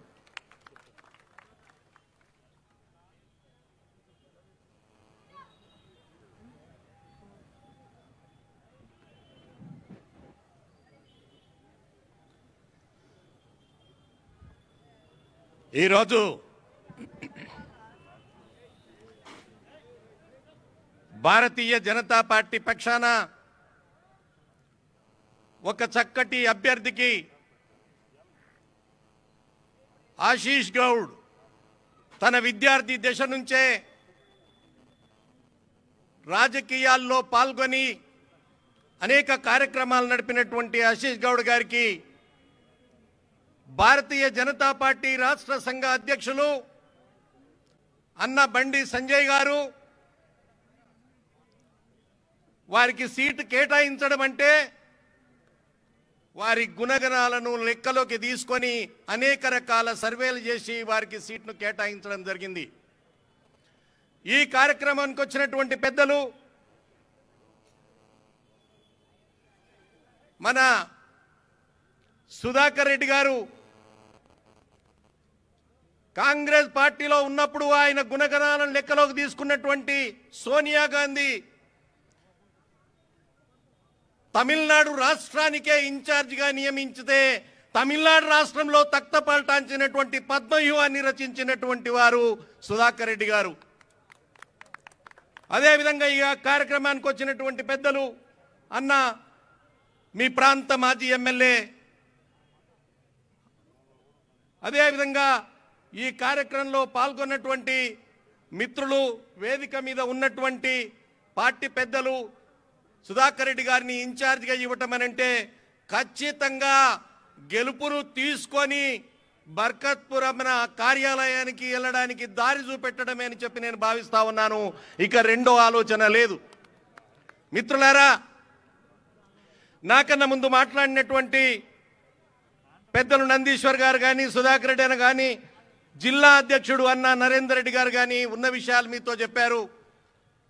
ఇక్కడ నిలబడ్డటువంటి యువ కిషోరాల రక్తం ఉడికిపోతా ఉంది. ఇంత చలిలో కూడా ప్రతి యువకుడు పిడికిలు బిగించే ఈనాడు కాషాయ జెండా బట్టి భారతీయ సైన్యాలు నడపడానికి సిద్ధంగా ఉన్నారు అనంటే భారతీయ సంస్కృతిని కాపాడడంలో భాగంగా ఈరోజు ఈ జిల్లా కార్యక్రమం జరుగుతూ ఉంది. మిత్రులారా, మీకు ఇక్కడ తెలియని విషయం కాదు, భారతదేశాన్ని కాపాడడానికి భారత సైనికులు మంచు ఖండాలలో ఉద్యోగం చేస్తూ, సరిహద్దులను పహారాగాస్తూ, మంచు కొండల కింద పడిపోయినప్పుడు వాళ్ళు అన్నటువంటి పదాన్ని ఒక్కసారి మనం జ్ఞాపకం చేసుకోవాలి. ఇక్కడ భారతీయ సైనికులు ఎవరు కూడా మంచు కొండల కింద పడ్డప్పుడు అమ్మా అని చెప్పలే, భారత్ మాతాకి, భారత్ మాతాకి భారత్ మాతాకి జై అని నినాదంతో ప్రాణాలు వదిలిండ్రు కానీ అమ్మాని పలకరించలేదు. అలాంటి భారత సైనికులకు మనం ఇచ్చే గౌరవం ఏమిటి? ఈ భారతదేశాన్ని కాపాడుకోవాల్సిన బాధ్యత ఎవరిపైన ఉంది? ఒక్కసారి రాష్ట్రాలను నడుపుతున్నటువంటి పార్టీలు ఆలోచించాలి మిత్రులారా. ఈరోజు భారతదేశ జనాభాలో ఆ మధ్య నన్ను ఒకరు అడిగారు, మీరు ఒక చైర్మన్గా ఉండి ప్రతి ఒక్కరి కుటుంబంలో ప్రతి ఒక్కరు ముగ్గురు కొడుకులను కనాలి, ముగ్గురు పిల్లలను కనాలని చెప్పినరు. ఇది అన్యాయం కదా, ఇది పద్ధతి కాదు కదా, మనం అందరం కూడా ఒకటి లేకపోతే రెండు పరిమితం అయ్యాం కదా అన్నారు. నేను అదే మాట మీద ఈరోజు కూడా ఉన్నాను మిత్రులారా. భారతీయ యువ దంపతులారా, ఖచ్చితంగా ప్రతి ఇంట్లో ముగ్గురు పిల్లలను కనండి. ఒకడు బతుకుదెరువుకు అమెరికా పోయినా, ఒకడు లండన్ పోయినా, తండ్రి ఆరోగ్యం బాగలేకపోతే దవాఖానకి ఎత్తుకపోవడానికి నాకు ఒక కొడుకుంటాడు. అందుకోసమే మీకు దండం పెడతా ఉన్నా, దయచేసి పిల్లలను కనండి. నేను ఆ మాట అంటే కొన్ని పార్టీలు ఒక చైర్మన్గా ఉండి మాట ఎట్లా మాట్లాడతాడు అని చెప్పి అన్నాయి. నేను ఒకటే మాట అడుగుతా ఉన్నా మిత్రులారా, నాకున్నది ఒక కొడుకు, వాడు సైకిల్ మోటార్ నడిపితే రోడ్ ట్యాక్స్ నేను 75 రూపాయలు కట్టాలి. నా పక్క ఇంట్లో ఉన్నది 12 మంది, వాళ్ళు 12 మంది సైకిల్ మోటార్ నడిపినా 75 రూపాయలే కట్టాలి రోడ్ ట్యాక్స్. నా కొడుకు ఒక్కడు పోతాడు పాట వాడనికి టాయిలెట్లా, వాడు 12 మంది పోతారు, నేను గంతేసేసి కట్టాలి. ఎవని డబ్బు ఎవరికి పోతుంది మిత్రులారా? కాశ్మీర్లో చక్కెర 6 కిలోల రూపాయి అయితే 6 రూపాయల కిలో అయితే హైదరాబాద్లో రేట్ ఎందుకుంది మిత్రులారా? మొత్తం భారతదేశంలో ఉన్నటువంటి జనాభా ఉన్నటువంటి ఖర్చు అంతా కూడా కాశ్మీర్ మీద ఖర్చు పెడతా ఉన్నాం. అది గమనించినటువంటి మాననీయ ప్రధాని నరేంద్ర మోడీ గారు, ఎస్ ఇది అన్యాయం, ఖచ్చితంగా ఒకే దేశం ఒకే ప్రజ ఒకే చట్టమని 370 అధికరణాన్ని రద్దు చేసినటువంటి మొగాడు భారత ప్రధాని అని చెప్తా ఉన్నాను. ఒక్కసారి ఆలోచించండి, ఎందుకు ఈ విధంగా జరుగుతోంది? దేనికి భయపడి జరుగుతోంది?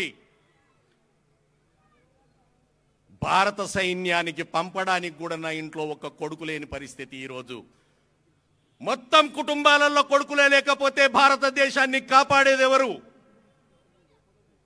ఈ విషయం తెలుసుకోవాల్సిన బాధ్యత ప్రతి భారతీయుడి పైన ఉంది. ఈరోజు నేను మిత్రులను కోరుతా ఉన్నాను,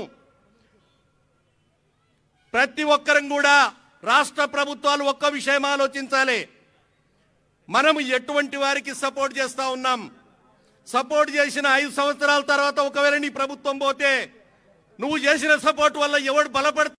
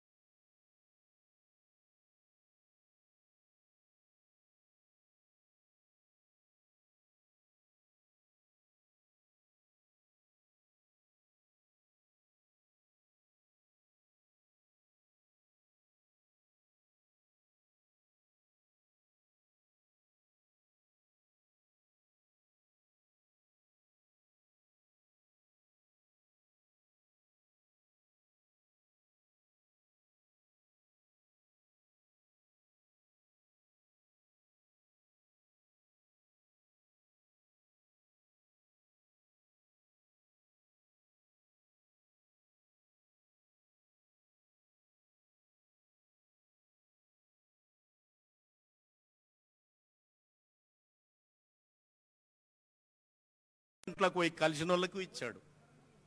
మరి మేమేం పాపం చేశాం?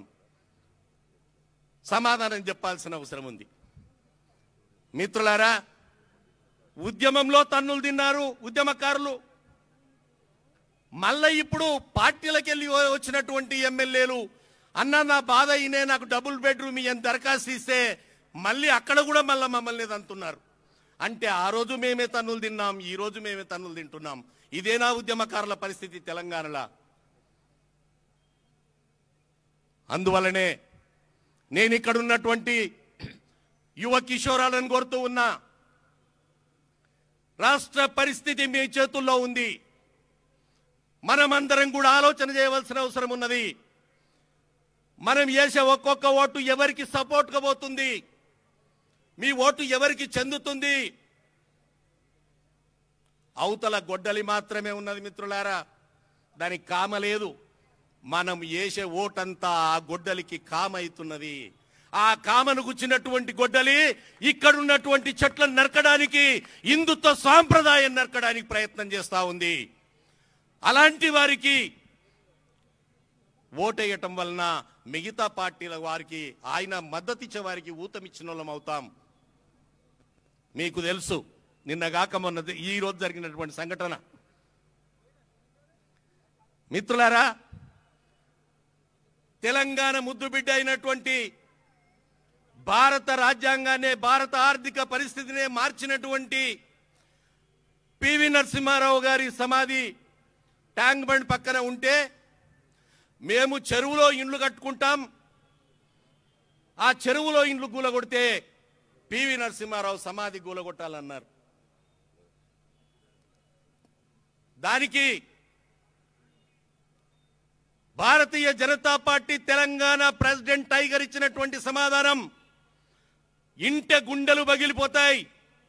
ఒక్క చెయ్యి పివి నరసింహారావు సమాధి మీద చెయ్యి పడితే దారుసలాంను బద్దలు కొడతానన్నాడు. అలాంటి టైగర్ మొనగాడు అని చెప్తా ఉన్నా బండి సంజయ్. మిత్రులారా, ఇంత గుండె ధైర్యంతో నిర్ణయం తీసుకొని ఎవని అబ్బకు భయపడకుండా నీ సంగతి తెలుస్తానని హెచ్చరిక చేసినటువంటి వాడు బండి సంజయ్. అలాంటి బండి సంజయ్ మన వెనుక ఉండంగా ఇక దేనికి భయపడాల్సినటువంటి అవసరం లేదు. అందుకే మిత్రులారా, మిమ్మల్ని అందరినీ నేను కోరుతా ఉన్నా, మన ఒక్కొక్క ఓటు మోసపూరితంగా సపోర్టు చేసినటువంటి పార్టీలకు కాకుండా మనకు అండగా నిలబడేటటువంటి పార్టీకి ఇవ్వాలి. అదేవిధంగా మిత్రులకు ఆఖరి మాట ఒక్కటి చెప్పి ముగిస్తాను. తెలంగాణ ఉద్యమంలో ఉద్యోగ ఉపాధ్యాయ కార్మికులు 42 రోజులు సమ్మె చేస్తే ఆ సమ్మెను స్వీకరించి ప్రధానమంత్రి దగ్గర తీసుకుపోయినటువంటి పెద్దలు ఈరోజు ప్రభుత్వ ఉద్యోగులకు ఒక్క పిఆర్సీ ఇవ్వకుండా, ఒక డిఏ ఇవ్వకుండా, అటు పోలీసులతో పాటుగా చెప్రాసి వరకు పనిచేస్తున్న వారిని ఇబ్బందుల పాలు చేయటం, హీనంగా చూడటం ఎంత మట్టుకు సమంజసమో ఒక్కసారి మిమ్మల్ని ఆలోచన చేయమంటున్నా. అందుకే ఇక్కడ ఎవరైనా ప్రభుత్వ ఉద్యోగులు ఉంటే మీరు ఆలోచించి దయచేసి మీ యొక్క ఓటును ప్రతి ఒక్కరు కూడా, ప్రతి బంధువు కూడా కమలం గుర్తుకే, ఆశీష్ గుర్తుకే వేసి ఆశీషును ఆశీర్వదించాలని కోరుతా ఉన్నా. జై బలో భారత్ మాతాకి, భారత్ మాతాకి. ఓట్ ఫర్, రెండు చేతులు ఎత్తాలి. Vote for, vote for, vote for. Thank you మిత్రులారా.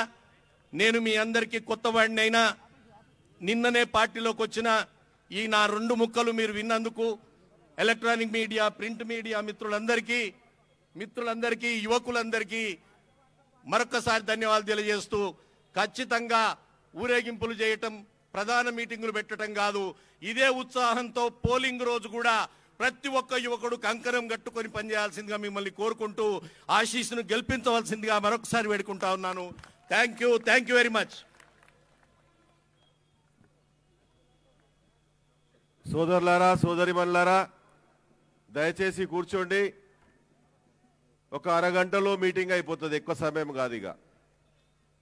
మరి ఇప్పుడు ఇక్కడ ఉన్న యువకులకు తోటి ఒకటే అపీల్ చేస్తా ఉన్నాను నేను. మరి ఇవాళ పటంచెరు డివిజన్లో 30 సంవత్సరాల కంటే తక్కువ ఉన్న వాళ్ళు 40% మంది యువకులు సోదరిమణులు చెల్లెళ్ళు ఉన్నారు. అమ్మా నేను ఒకటే కోరుతా ఉన్నాను, మా చెల్లెళ్లకు మా తమ్ముళ్లకు, మీరు ఇంటి దగ్గర మీ అమ్మ నాయనను మీరు కాళ్ళు మొక్కి పోలింగ్ రోజు పొద్దున్నే 7 గంటలకు వాళ్ళను రెడీ చేసి అమ్మవారికి మంచిగా మొక్కి ఆ హరహర మహాదేవ్ శంకరునికి పూజ చేసి మా ఆశీష్ గౌడ్కు కమలం గుర్తుపైన ఓటేయాలని చెప్పేసి మన యువకులు యువతిమణులు అందరూ కూడా మరి తల్లిదండ్రులను ప్రార్థించి ఓటు ఇప్పియాలని చెప్పేసి కూడా నేను యువకులను కోరుకుంటా ఉన్నాను. మరి అదేవిధంగా ఇప్పుడు ఆశీష్ గౌడ్ ఈ పొటంచెరు డివిజను జరగబోయే ఎలక్షన్స్ లో జిహెచ్ఎంసీ ఎలక్షన్స్ లో మన రాష్ట్ర అధ్యక్షుడు బండి సంజయ్ అన్న గారి ఆశీస్సులతో మరి అందరు అనుకున్నారు లాస్ట్ లో వచ్చింది టికెట్ అన్నకు వస్తుందో లేదో అని. మరి బండి సంజయ్ అన్న తన ప్రియ శిష్యునిగా తాను రాష్ట్ర అధ్యక్షుడు కాగానే తాను ఏ కార్యక్రమం చేసినా బండి సంజయ్ అన్న మరి వారి ఆశీస్సులు తీసుకొని మరి ఇవాళ మీ ముందు నిలబడ్డటువంటి ఈ టికెట్ కానీ మీ అందరి ఆశీస్సులు తీసుకోవడానికి మరి ఆశీష్ గౌడ్ గారు బండి సంజయ్ అన్న గారి ఆశీస్సులతో ఆయనకు టికెట్ వచ్చింది. నేను ఇవాళ అమ్మవారి మీద ప్రమాణం చేసి చెప్తున్నా, మాంకాలమ్మ తల్లి మీద, మేము బ్రతికున్నన్ని రోజులు బండి సంజయ్ అన్న గారి నాయకత్వంలో పని చేస్తారని కూడా నేను అమ్మవారి మీద ప్రమాణం చేస్తా ఉన్నాను. మరి ఇప్పుడు మన ఆశీష్ గౌడ్ గారు తన ప్రసంగం తొందరగా ముగించి పెద్దలు సంజయ్ అన్న గారిని మాట్లాడే విధంగా చేయాలని చెప్పేసి కోరుకుంటా ఉన్నాను.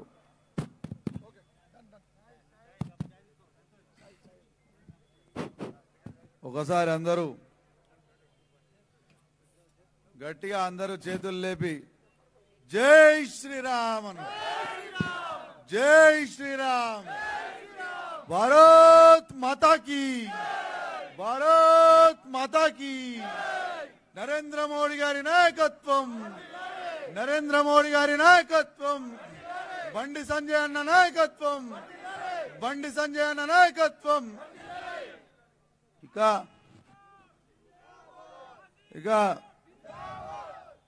ఇక ముందుగా వేదికను అలంకరించిన పెద్దలు నా గురువు తెలంగాణ కాషాయ దళపతి శ్రీ బండి సంజయ్ అన్న గారికి నా నమస్సుమాంజలి తెలుపుకుంటున్నా. అలాగే వేదిక మీద ఉన్నటువంటి పెద్దలు సుధాకర్ రెడ్డి అన్న గారికి, స్వామి గౌడ్ సార్ గారికి, ఇక నరేందర్ రెడ్డి అన్న గారికి, ఇంకా ఎవరైనా పేర్లు చెప్పకపోతే సారీ. వేదిక మీద ఉన్న పెద్దలందరికీ నా నమస్సుమాంజలి. అలాగే ఎలక్ట్రానిక్ మీడియా, ప్రింట్ మీడియా, ఇక భారతీయ జనతా పార్టీ కార్యకర్తలకు, అలాగే నా మిత్రులకు, అన్నలకు, అమ్మలకు, అక్కలకు, చెల్లెళ్లకు అందరికీ పేరు పేరున నా నమస్సుమాంజలి.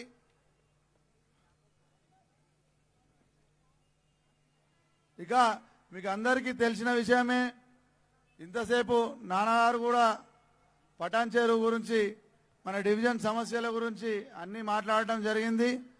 ఇక నేను ప్రచారం చేస్తుంటే అన్న, మాకు మా డివిజన్లో ఉన్న సమస్యలు ఏంటంటే, ఏడున్న రోడ్లు ఆడనే ఉన్నాయి, మొత్తం మంచిగా ఉన్న రోడ్లు గుంతల్లో ఉన్నాయి, అట్లనే మొత్తం రోడ్ల మీదకి నీళ్ళు వస్తున్నాయి. ఇక ప్రధాన సమస్య ఏంటంటే, ఇక్కడ ఉన్న స్థానిక ఎమ్మెల్యే ఒక రియల్ ఎస్టేట్ మాఫియాతో చేతులు కలిపి మా దళితులకు చెందిన బంగారుగడ్డ భూమిని కబ్జా చేసిండు. అట్లనే ముదిరాజ్ అన్నలకు జీవనాధారంగా ఉన్న మా సాగి చెరువును కూడా 140 ఎకరాలు ఉన్న చెరువును 60 ఎకరాలకు కబ్జా 60 ఎకరాలకు చేసిండ్రన్న. కాబట్టి దీని మీద ఈ జిహెచ్ఎంసీ ఎలక్షన్ కాగానే మీరు యాక్షన్ తీసుకోవాల్సిందిగా కోరుకుంటున్నానన్నా. అట్లనే వీళ్ళు దళితులకు చెందిన బొందలగడ్డ భూమి కూడా కబ్జా చేసిండ్రన్న. అదేగాక వీళ్ళు దళితులకు 3 ఎకరాలు ఇస్తా అన్నారు, 3 ఎకరాలు ఇవ్వలేరు. ఇంటికో ఉద్యోగం అన్నారు, అది ఇవ్వలేరు. ఏమి ఇవ్వలేరు కానీ ఉన్నాయి గుంజుకుంటుంటారు అన్న ఇక్కడ పటంచేరు స్థానిక ఎమ్మెల్యే అట్లనే టిఆర్ఎస్ నాయకులు అందరు కలిసి. కాబట్టి నేను మిమ్మల్ని కోరేది ఒకటే అన్న, మేము ఇక్కడ మా ప్రజల తరపున పోరాడతాం, మాకు మీ సహకారం ఉండాలన్నా. ఎందుకంటే ఇక్కడ విపరీతమైన కబ్జాలు మొత్తము ల్యాండ్ మాఫియా అట్లనే అక్రమాలు గూండాయిజం అంతా ఈ టిఆర్ఎస్ నాయకులు చేస్తున్నారన్న. మొన్నటికి మొన్న వచ్చిన వరద బాధితుల గురించి నేను లెక్క అడిగితే ఇక్కడ టౌన్కు వచ్చిన పైసలు ఎన్ని వచ్చినాయి, గరీబులకు వచ్చిన పైసలు ఏమైనాయి అని లెక్క అడిగితే ఇక్కడ ఉన్న మనం కండ్ల ముందట ఉన్న పోలీస్ స్టేషన్లో 5 సెక్షన్ల కింద కేసు నమోదు చేసిండ్రన్న. నన్ను అక్రమంగా అరెస్ట్ కూడా చేసిండ్రన్న. ఇవాళ చెప్తున్నా, పటాన్చేరు ప్రజల తరపున నా మీద 500 సెక్షన్లు పెట్టినా, ఇంకేమైనా చేసినా, నన్ను చంపినా, ఇంకేమైనా చేసుకోండి, కానీ ఇలాంటి పెద్దల సహకారం, నా గురువు సంజయ్ అన్న లాంటి అన్నల సహకారం తీసుకొని టిఆర్ఎస్ నాయకులు చేసే అక్రమాలను, భూకబ్జాలను వీటన్నిటినీ బయట పెట్టకుండా ఉండను, పోరాడుతూనే ఉంటా. ఎల్లవేళలా పటాన్చేరు ప్రజల తరపున ఉంటా. మా పటాన్చేరు ప్రజల కాళ్ళకు ముళ్ళు గుచ్చుకుంటే నా పంటితో తీయనికి నేను తయారున్నా. మీ సేవకు నేను 7 దాకా పోతా, రోడ్ల మీద కూర్చుంటానా, ఏడ కూర్చుంటానా, సస్తానా, ఇంకేమన్నా అవుతానా, కానీ పటాన్చేరు ప్రజలకు మాత్రం ఇబ్బంది రానియనని ఈ మాంకాలమ్మ గుడి ముందట ప్రమాణం చేసి చెప్తున్నానమ్మా.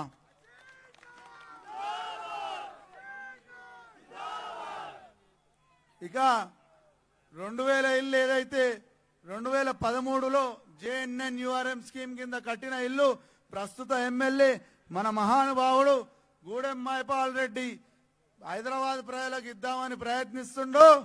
అయ్యా మైపాల్ రెడ్డి, నీ ఆటలు సాగవిగా. ఇక్కడ ఉన్న మా అధ్యక్షుడు ఎవరో తెలుసుకోండి. ఫస్ట్ కాషాయ దళపతి, హిందూ హృదయ సామ్రాట్, అన్యాయాన్ని ఎదిరిస్తాడు. అక్కడ అసదుద్దీన్ దారుసాలాంనే వలవడతా అన్నాడు. నువ్వెంత మైపాల్ రెడ్డి? కాబట్టి జాగ్రత్త.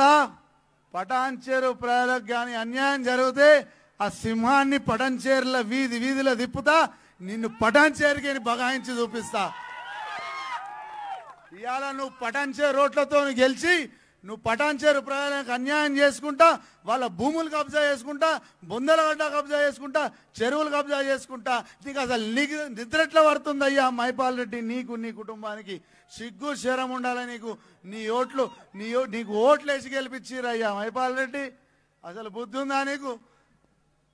ఏదన్నా అన్నా 99 పాపాలు కాదు వీళ్ళు, 100 పాపాలు కాదు, వీళ్ళ 1000 పాపాలు అయిపోయినాయి. ఇవాళ వీళ్ళు మైపాల్ రెడ్డి వాళ్ళు, వీళ్ళ కుటుంబ సభ్యులు ఎవరితోనో పెట్టుకోలేరు, ప్రకృతితో పెట్టుకోరు. కాబట్టి ఇవాళ ఎవరన్నా మనం కాపాడాలనుకున్నా కాపాడలేం. ప్రకృతితో పెట్టుకున్న నాడు ఎవరైనా సరే వాళ్ళు ఇక భూస్థాపితం కావాల్సిందే. కాబట్టి అమ్మలారా అందరినీ కోరుకునేది ఒకటే, మీకు అందరికీ న్యాయం జరగాలంటే ఈసారి ఒక్కసారి అవకాశం ఇవ్వండి. మీకు ఒక తమ్ముడిలా, అన్నలా, కొడుకులా, మీ మనమడిలా, ఇక మీ కుటుంబ సభ్యునిగా ఎల్లవేళలా సేవ చేయడానికి నేను అందుబాటులో ఉంటానమ్మా. నా జీవితాంతం పటాన్చేరు ప్రజలకు సేవ చేస్తూనే ఉంటా. 10 ఉన్నా లేకున్నా మేము సేవ చేస్తూనే ఉన్నాం. కాకపోతే మీరు నాకు పదవిని ప్రసాదిస్తే, నాకు శక్తిని, మీ తరపున నాకు శక్తిని, పోరాటం శక్తినిస్తే నేను ఇంకా పోరాడుతానమ్మా. మీకు వచ్చేటివన్నీ, మీకు వచ్చే ఫండ్స్ కానీ అన్ని కానీ ఏమున్నా మా అన్న సంజయ్ అన్న తరపున ఆయనను తీసుకొని వస్తా, మళ్ళా పటాన్చేరుకు తీసుకొని వస్తా. నేను డివిజన్లో తిరిగిన సమస్యలన్నీ తీరుస్తా. డెఫినెట్గా గెలిచిన 6 నెలల్లో పటాన్చేరును ఒక మోడల్ టౌన్గా మార్చి తీరుతామని ఈ సభాముఖంగా తెలియజేస్తూ అందరికీ, పటాన్చేరు ప్రజలందరికీ చేతులు జోడించి శిరస్సు వంచి అందరికీ, అమ్మలకు అక్కలు అందరికీ పాదాలకు అందరికీ నమస్కారాలు చేస్తూ ముగిస్తున్నానమ్మా. జై శ్రీరామ్. కమలం పువ్వు గుర్తుకే, కమలం పువ్వు గుర్తుకే బండి సంజయ్ అన్న నాయకత్వం, బండి సంజయ్ అన్న నాయకత్వం. భారత్ మాతాకి.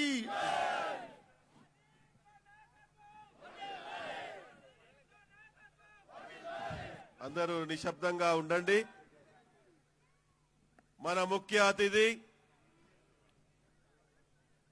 రాష్ట్ర భారతీయ జనతా పార్టీ అధ్యక్షులు, పార్లమెంట్ సభ్యులు, బడుగు బలహీన వర్గాల నాయకుడు,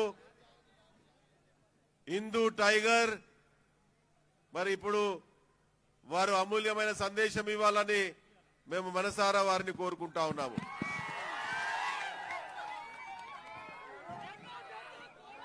hello hello hello hello hello hello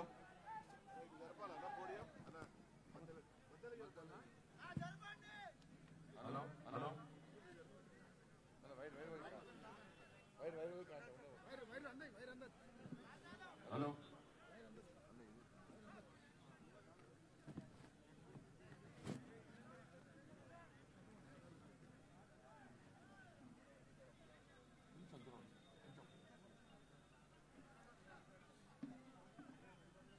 Bharat माता की.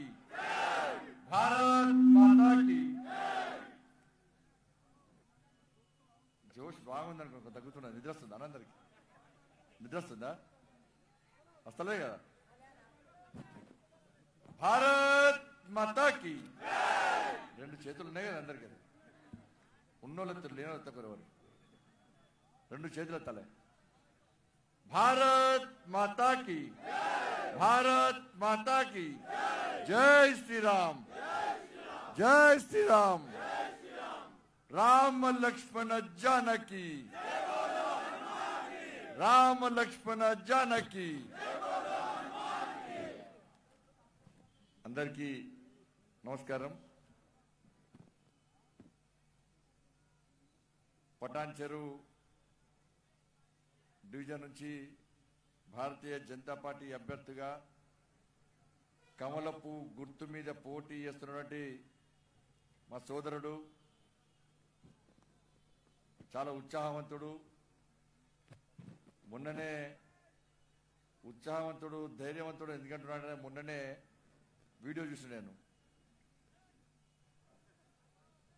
రాష్ట్ర ముఖ్యమంత్రి 10,000 రూపాయలు ఇస్తాడు అందరికి. పటాన్చెరులో అందరికి వచ్చినాయట పైసలు. వచ్చినాయా? అక్కలు చూడు ఎంత కోపంగా చూడు. దొరికితే క్వశ్చన్ కొరకటలు ఉన్నారు అందరు. 10,000 రూపాయలు ఈసారు అని చెప్పి మా తమ్ముడు ఆందోళన చేస్తే పోలీసులు పట్టుకోవే ప్రయత్నం చేశారు. కానీ మా అక్కలు ఏం చేశారు? అక్కలు అడ్డం పడ్డారా లేదా? కానీ అయినా కూడా మా తమ్ముడి మీద పోలీసు వాళ్ళు 3 సెక్షన్లు 4 సెక్షన్లు కేసులు పెట్టి నాకు కలిసిండు. మరి కేసులు పెడితే ఏం చేస్తాను? నాన్న జైలుకు పోతానని చెప్పి అన్నాడు.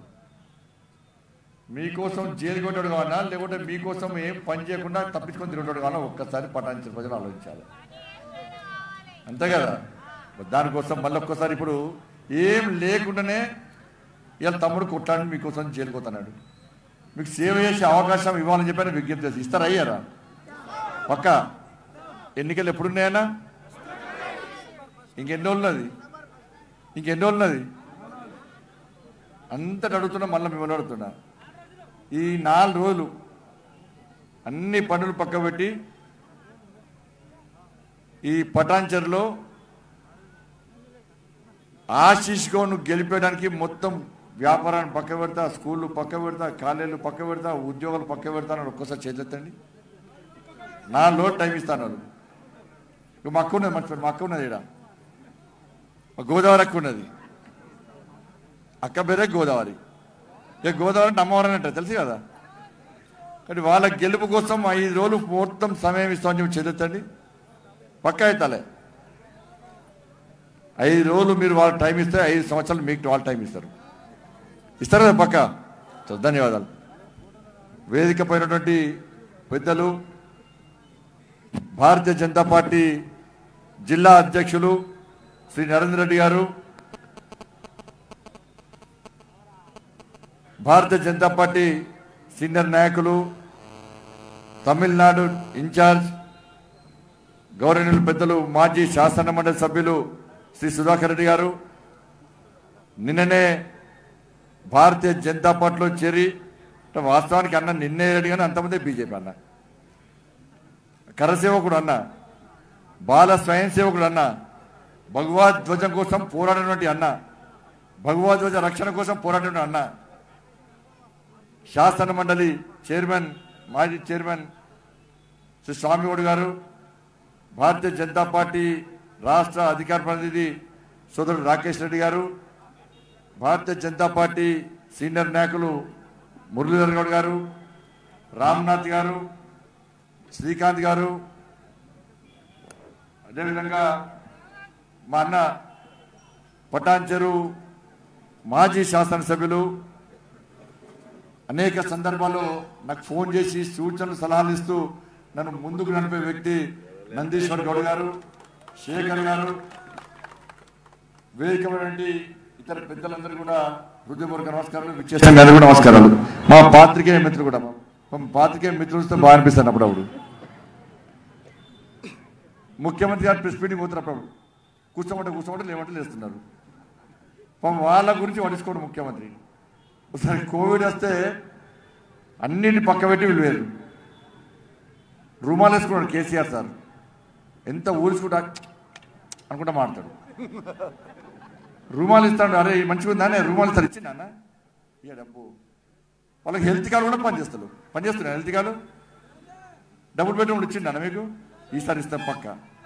జిహెచ్ఎంసీలో గెలిచిన తర్వాత ఈ భాగ్య నగరంలో ఉన్నటువంటి జర్నలిస్ట్ సోదరులందరూ కూడా 80% డబుల్ బెడ్రూమ్ ఇస్తాం, ఇచ్చి తీరుతాం.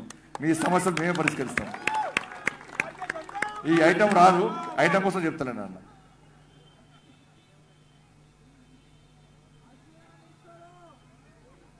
ఇక కేసీఆర్ సార్ ఇవాళ నిన్న మాట్లాడిండు. భారతీయ జనతా పార్టీ ఏం చేస్తుంది, ఏమి ఇస్తుంది, ఇవాళ మొత్తం పెట్టాం. ఇవాళ మేనిఫెస్టో ఇవాళ పెట్టాం. ఇవాళ ఏం చేస్తామో ఏం చేయబోతున్నామని చెప్పి. భారతీయ జనతా పార్టీకి ఇంతవరకు ఇప్పుడు ఓట్లు లేలే. భాగ్యనగరంలో మాకు అవకాశాలు రాలే. కానీ ఓట్లు లేకుండా కూడా కేంద్రంలోని శ్రీ నరేంద్ర మోడీ గారి నేతృత్వంలోని భారతీయ జనతా పార్టీ ప్రభుత్వం అనేక సంక్షేమ పథకాలు ఈ భాగ్య నగరానికి ఇచ్చిన విషయాన్ని ఈ దుర్మార్గపు ముఖ్యమంత్రి మర్చిపోయాడు. కేంద్రం ఇచ్చే పైసలని జేబులు నింపుకున్నాడు. కేంద్రం ఇచ్చే సంక్షేమ పథకాలని పేర్లు మార్చి, ఫోటోలు మార్చి, యాసతోని, భాషతోని, పిట్టకథతోని కట్టుకథలు చెప్పి ఇవాళ తెలంగాణ రాష్ట్ర ప్రజలను, ఈ భాగ్యనగర్ ప్రజలను మోసం చేసిన విషయాన్ని ఒక్కసారి మీరందరూ గుర్తుంచుకోవాలి. మొన్న దుబ్బాకల అందరూ గుర్తించుకున్నారు, గ్రహించారు, గమనించారు, గుణపాఠం చెప్పారు. ఈరోజు భాగ్యనగరం కూడా అదే జరగబోతున్నది. ముఖ్యమంత్రి తెలుసు, అన్ని రిపోర్ట్లు ఇచ్చారు, ఎట్లా ఓడిపోతుండ్రు. ఇలా బీజేపీ ఏడు చూసినా, గెల్లె చూసినా, బస్తీలో చూసినా, గ్రామాల్లో చూసినా, గడపలో చూసినా, ఇంట్లో చూసినా, బయట చూసినా, షాప్లో చూసినా, కటింగ్ షాప్లో చూసినా, పాన్ షాప్లో చూసినా, ఆటోలో చూసినా, క్యాబ్లో చూసినా, బస్సులో చూసినా, మెట్రోలో చూసినా బీజేపీ బీజేపీ బీజేపీ బీజేపీ అన్న తర్వాత ఇలా ముఖ్యమంత్రికి బాక్సులు బద్దలు డబ్బులు కొడుతున్నాయి. ఎన్నికలు వస్తేనే ముఖ్యమంత్రికి డబుల్ బెడ్రూమ్ గుర్తొస్తాయి. ఇలా తెలంగాణ రాష్ట్రానికి కేంద్రంలోని శ్రీ నరేంద్ర మోడీ గారి ప్రభుత్వం ఈ తెలంగాణ రాష్ట్రానికి 2 లక్షల ఇళ్లను శాంక్షన్ చేసింది. ఎన్ని లక్షలు గట్టి అయిపోయాయి. 3,500 కోట్ల రూపాయలను శాంక్షన్ చేస్తాం. ఇక్కడ ఎన్ని కోట్లు? మరి పటాన్చెర్ల రామచంద్రపుర డబుల్ బెడ్రూమ్ ఇచ్చిర్రా? లేకపోతే రాంగరంగ అన్ని డబుల్ బెడ్రూమ్ పడుతున్నాయి. మరి ఇవ్వాల లేదా?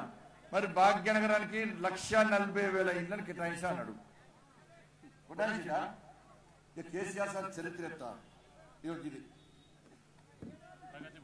ఇది డబుల్ బెడ్రూమ్ అనుకుంటారా? ఇది ఫామ్ హౌసా? ప్రగతి భవన్ దీనికన్నా మీరు పోతారా ఎవరైనా? ఈ బీబంద సావేతాడు. మా అన్న మా శాసన మండలి మా స్వామి కూడా ఇప్పుడే చెప్పే అపాయింట్మెంట్ 2 సంవత్సరాలకు. శాసన మండలి చైర్మన్కి 2 సంవత్సరాలు అపాయింట్మెంట్ ఇవ్వలేదంటే మీకు ఇస్తారా? మరి ఎవరి కోసం కట్టాడు, ఎవరి పైసలతో కట్టాడు, ఎందుకోసం కట్టాడు? 100 రూపాయలు దీన్ని 100 రూపాయలు. దీనికి ఎన్ని కోట్లు అంటే 100 కోట్లు. ఈ 100 కోట్లు పెడితే పటాన్చెర్లో ప్రతి ఒక్కరికి డబ్బులు పెట్టి వస్తారా? మరి 100 రూపాయలు దేనికోసము? ఈ ప్రగతి భవన్ ఎవరి కోసము? ఎవరిని ఉద్ధరించడానికి, ఎవరిని పాలించడానికి, ఎవరిని వెళ్ళడానికి, ఎవరి సమస్యలు వినడానికి, ఏ సమస్యలు పరిష్కరించడానికో ఒక్కసారి రాష్ట్ర ముఖ్యమంత్రి స్పష్టం చేయాలి. 100 కోట్లు 100 రూములు. ఇలా 2 BHK తెలుసు కదా, డబుల్ బెడ్రూమ్ అంటారు కేసీఆర్ సార్. నేను అనుకున్న డబుల్ బెడ్రూమ్ అంటే అపార్ట్మెంట్ ఉంటే డబుల్ బెడ్రూమ్ అని.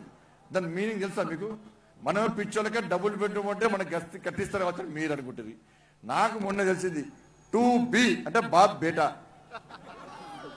H అంటే ఇక్కడ అడ్డబెట్టిన హరీష్ రావు అనేది దుబ్బాక దెబ్బకుండా అగ్గిపెట్ట మంత్రి. 2BH అంటే బాబ్ బేటా, 2B అంటే బాబ్ బేటా, H అంటే హరీష్ రావు, K అంటే అయిపోయి మీరు అబ్బో మీరు హుషారని అబ్బో నన్ను చెప్పముందే తెలుసు కదా. ఇక 2 BHK గట్టా నాకు తెలియదు. నేను పటాన్చర్లో అందరికీ 2 BHK కట్టిస్తారు నేను అనుకున్నా. అదేమో 100 కోట్లు. ఇక ఇంకో చూపొత్తా సార్ ఫామ్ హౌస్ 100 ఎకరాలు ఫామ్ హౌస్ కోట్ల రూపాయలు కట్టుకున్నాడు. ఇది ఫామ్ హౌస్. ఈ దిన కూర్చొని జల్సాలు చేస్తాడు. ఇంట్లో టెన్షన్ అయితే ఇంట్లో టీవీలు వలుతాయి, టీవీలు వస్తాయి. ఎందుకంటే ముఖ్యమంత్రి కోసం గిట్ట కొట్లాడి అప్పుడప్పుడు పోతాడు. ఫామ్ హౌస్లో మంచిగా రెస్ట్ తీసుకుంటాడు. మన వరదలు వచ్చి హైదరాబాద్లో ప్రజలందరూ బాధపడుతున్నారు. ముఖ్యమంత్రి వచ్చిండా మంచిగా ఫామ్ హౌస్లో ఫుల్ దుమ్దాం అన్నాడు. కోవిడ్ వచ్చినప్పుడు పటాన్చర్కి వచ్చిండా మళ్ళీ పోయి ఆనే అన్నాడు పోయి. ఇది ఆయన ఫామ్ హౌస్. ఇక ఇంకోటి చూపడతాం మీకు సచివాలయం. ఇదో పాత సచివాలయం ఇది. దీనికి అందరు ముఖ్యమంత్రులు వేరు పాపం. ఏ ముఖ్యమంత్రి అయినా సచివాలయం వేడు. కానీ సచివాలయం పోని ముఖ్యమంత్రి ప్రపంచంలో ఉన్నాడంటే నేను ఒక్కడే. దీనిలో ఓలే ఎందుకు ఓలే అర్థం కాలే. అందరూ నాకు ఈయనకన్నా వస్తుంది. మరి సచివాలయం ముఖ్యమంత్రి మనకు అవసరమా? దీనిలో ఓడట, దీనిలో వాస్తు ఉంటుంది అనుకో, వాస్తుంటే ఆయన కూర్చునే రూమ్ మార్చుకోవాలి. అవునా కాదా? ఆయనకు వాస్తు లేదని సచివాలయం కూలగొట్టిండి. ఆయన కూలగొట్టి కొత్త సచివాలయం కడుతున్నాడు. ఇక కొత్త సచివాలయం ఎట్లా కడుతున్నట్టే ఇక దాని బొమ్మ చూపడుతుంది. ఇక ఇగో 750 కోట్లు ఎంత? మరి దీనిలో పోతే ఏమవుతుంది? మరి దాని ఓని ముఖ్యమంత్రి సచివాలయాన్ని పోని ముఖ్యమంత్రికి 750 కోట్ల రూపాయలు కట్టి గింత పెద్ద సచివాలయం అవసరమా? ఒక్కసారి అర్థం చేసుకో. పోయేటోనికి అవసరం, పోయేటోనికి అవసరం, పోనోనికి. మరి సచివాలయం ఓని ముఖ్యమంత్రి కమిషన్లు, దీనికి కాంట్రాక్ట్ ఇస్తే కమిషన్లు. ఆ కమిషన్ల కోసం పాత సచివాలయాన్ని కూల్చేసిండు. దాని నల్లపోచమ్మ గుడి కూల్చేసిండు. ఇవాళ సచివాలయం మాత్రం కడుతుంది. పాపం తలుతుంది, పక్కా తలుతుంది పాపం. ఇష్టపడతా పోచమ్మ తెలంగాణకే క్షేమ కట్టే డబుల్ బెడ్రూమ్ లెక్క. అది ఇంటికే ఉద్యోగం ఇచ్చిండా మీకు? పటాన్చర్లో పొట్టు ఉద్యోగాలు వస్తున్నాయట. ఇచ్చిండా? ఇంటికే ఉద్యోగం ఇయ్యలే, నిరుద్యోగ వృత్తులను ఇయ్యలే అన్న. మొన్న కోవిడ్ సందర్భంగా ప్రైవేట్ టీచర్లు, లెక్చరర్లు అందరూ కూడా, ప్రైవేట్ ఉద్యోగస్తులందరూ కూడా పస్తులుండి ఇలా జీతాలు లేక కుటుంబాన్ని పోషించుకోలేక అందరూ పస్తులుండి భిక్షాటన చేస్తాడు. కిడ్నీలు అనుకున్నారు. దాదాపు 18 మంది 28 మంది ఇలా ఆత్మహత్య చేసుకోవడానికి ఇటువంటి దౌర్భాగ్య పరిస్థితి తెలంగాణ రాష్ట్రంలో వచ్చింది. మన ఆటో డ్రైవర్లు పాపం సోదరులు, ఆటో డ్రైవర్ల పరిస్థితి కూడా అధ్వానం ఉన్నది.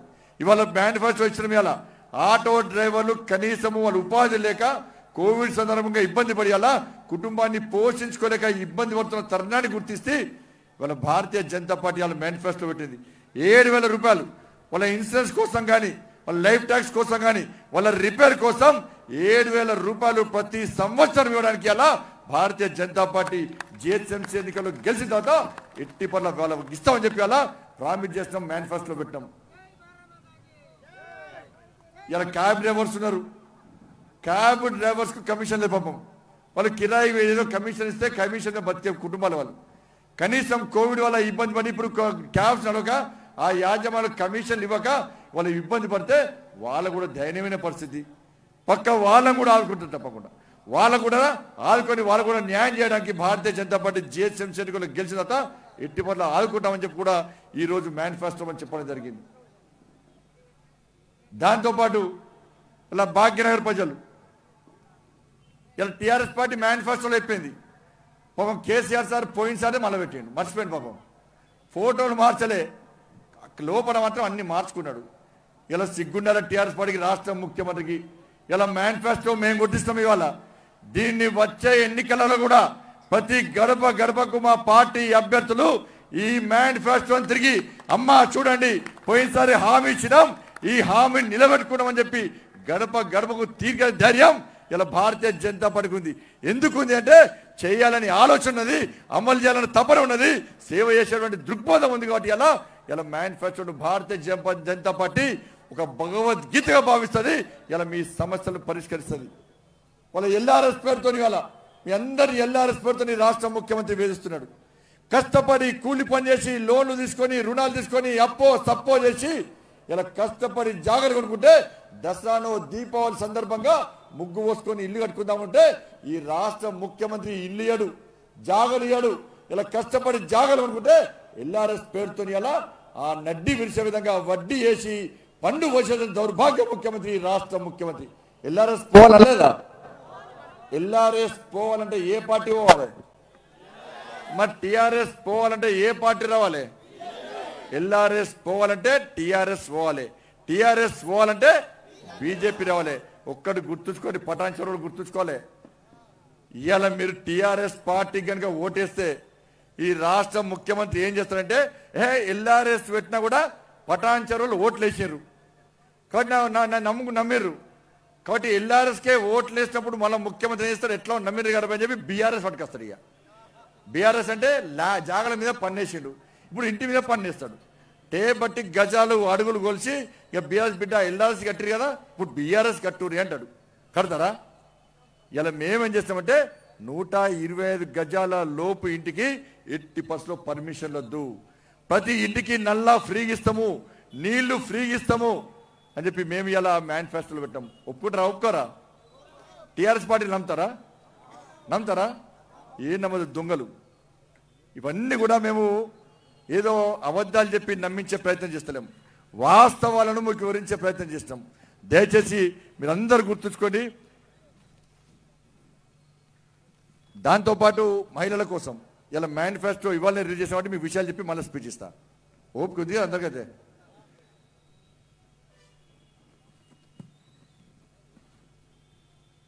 ఇవాళ మహిళలందరూ కూడా ఇలా మెట్రో కానీ సిటీ బస్సుల్లో వాళ్ళ చాలామంది మహిళలందరూ కూడా చాలామంది కూలీనాలు చేసుకోండి మహిళలు, చాలామంది పేద మహిళలందరూ కూడా పోయే ప్రయత్నం చేస్తే కనీసం ఆటో ఛార్జీలు కానీ ఆటో ఛార్జీలు లేవు, బస్సు ఛార్జీలు లేవు, ట్రైన్లో పోదామంటే పైసలు లేవు, క్యాబ్లో పోదామంటే పైసలు లేవు, మెట్రోలో పోదామంటే పైసలు లేవు, బస్సులో పోదామంటే పైసలు లేవు.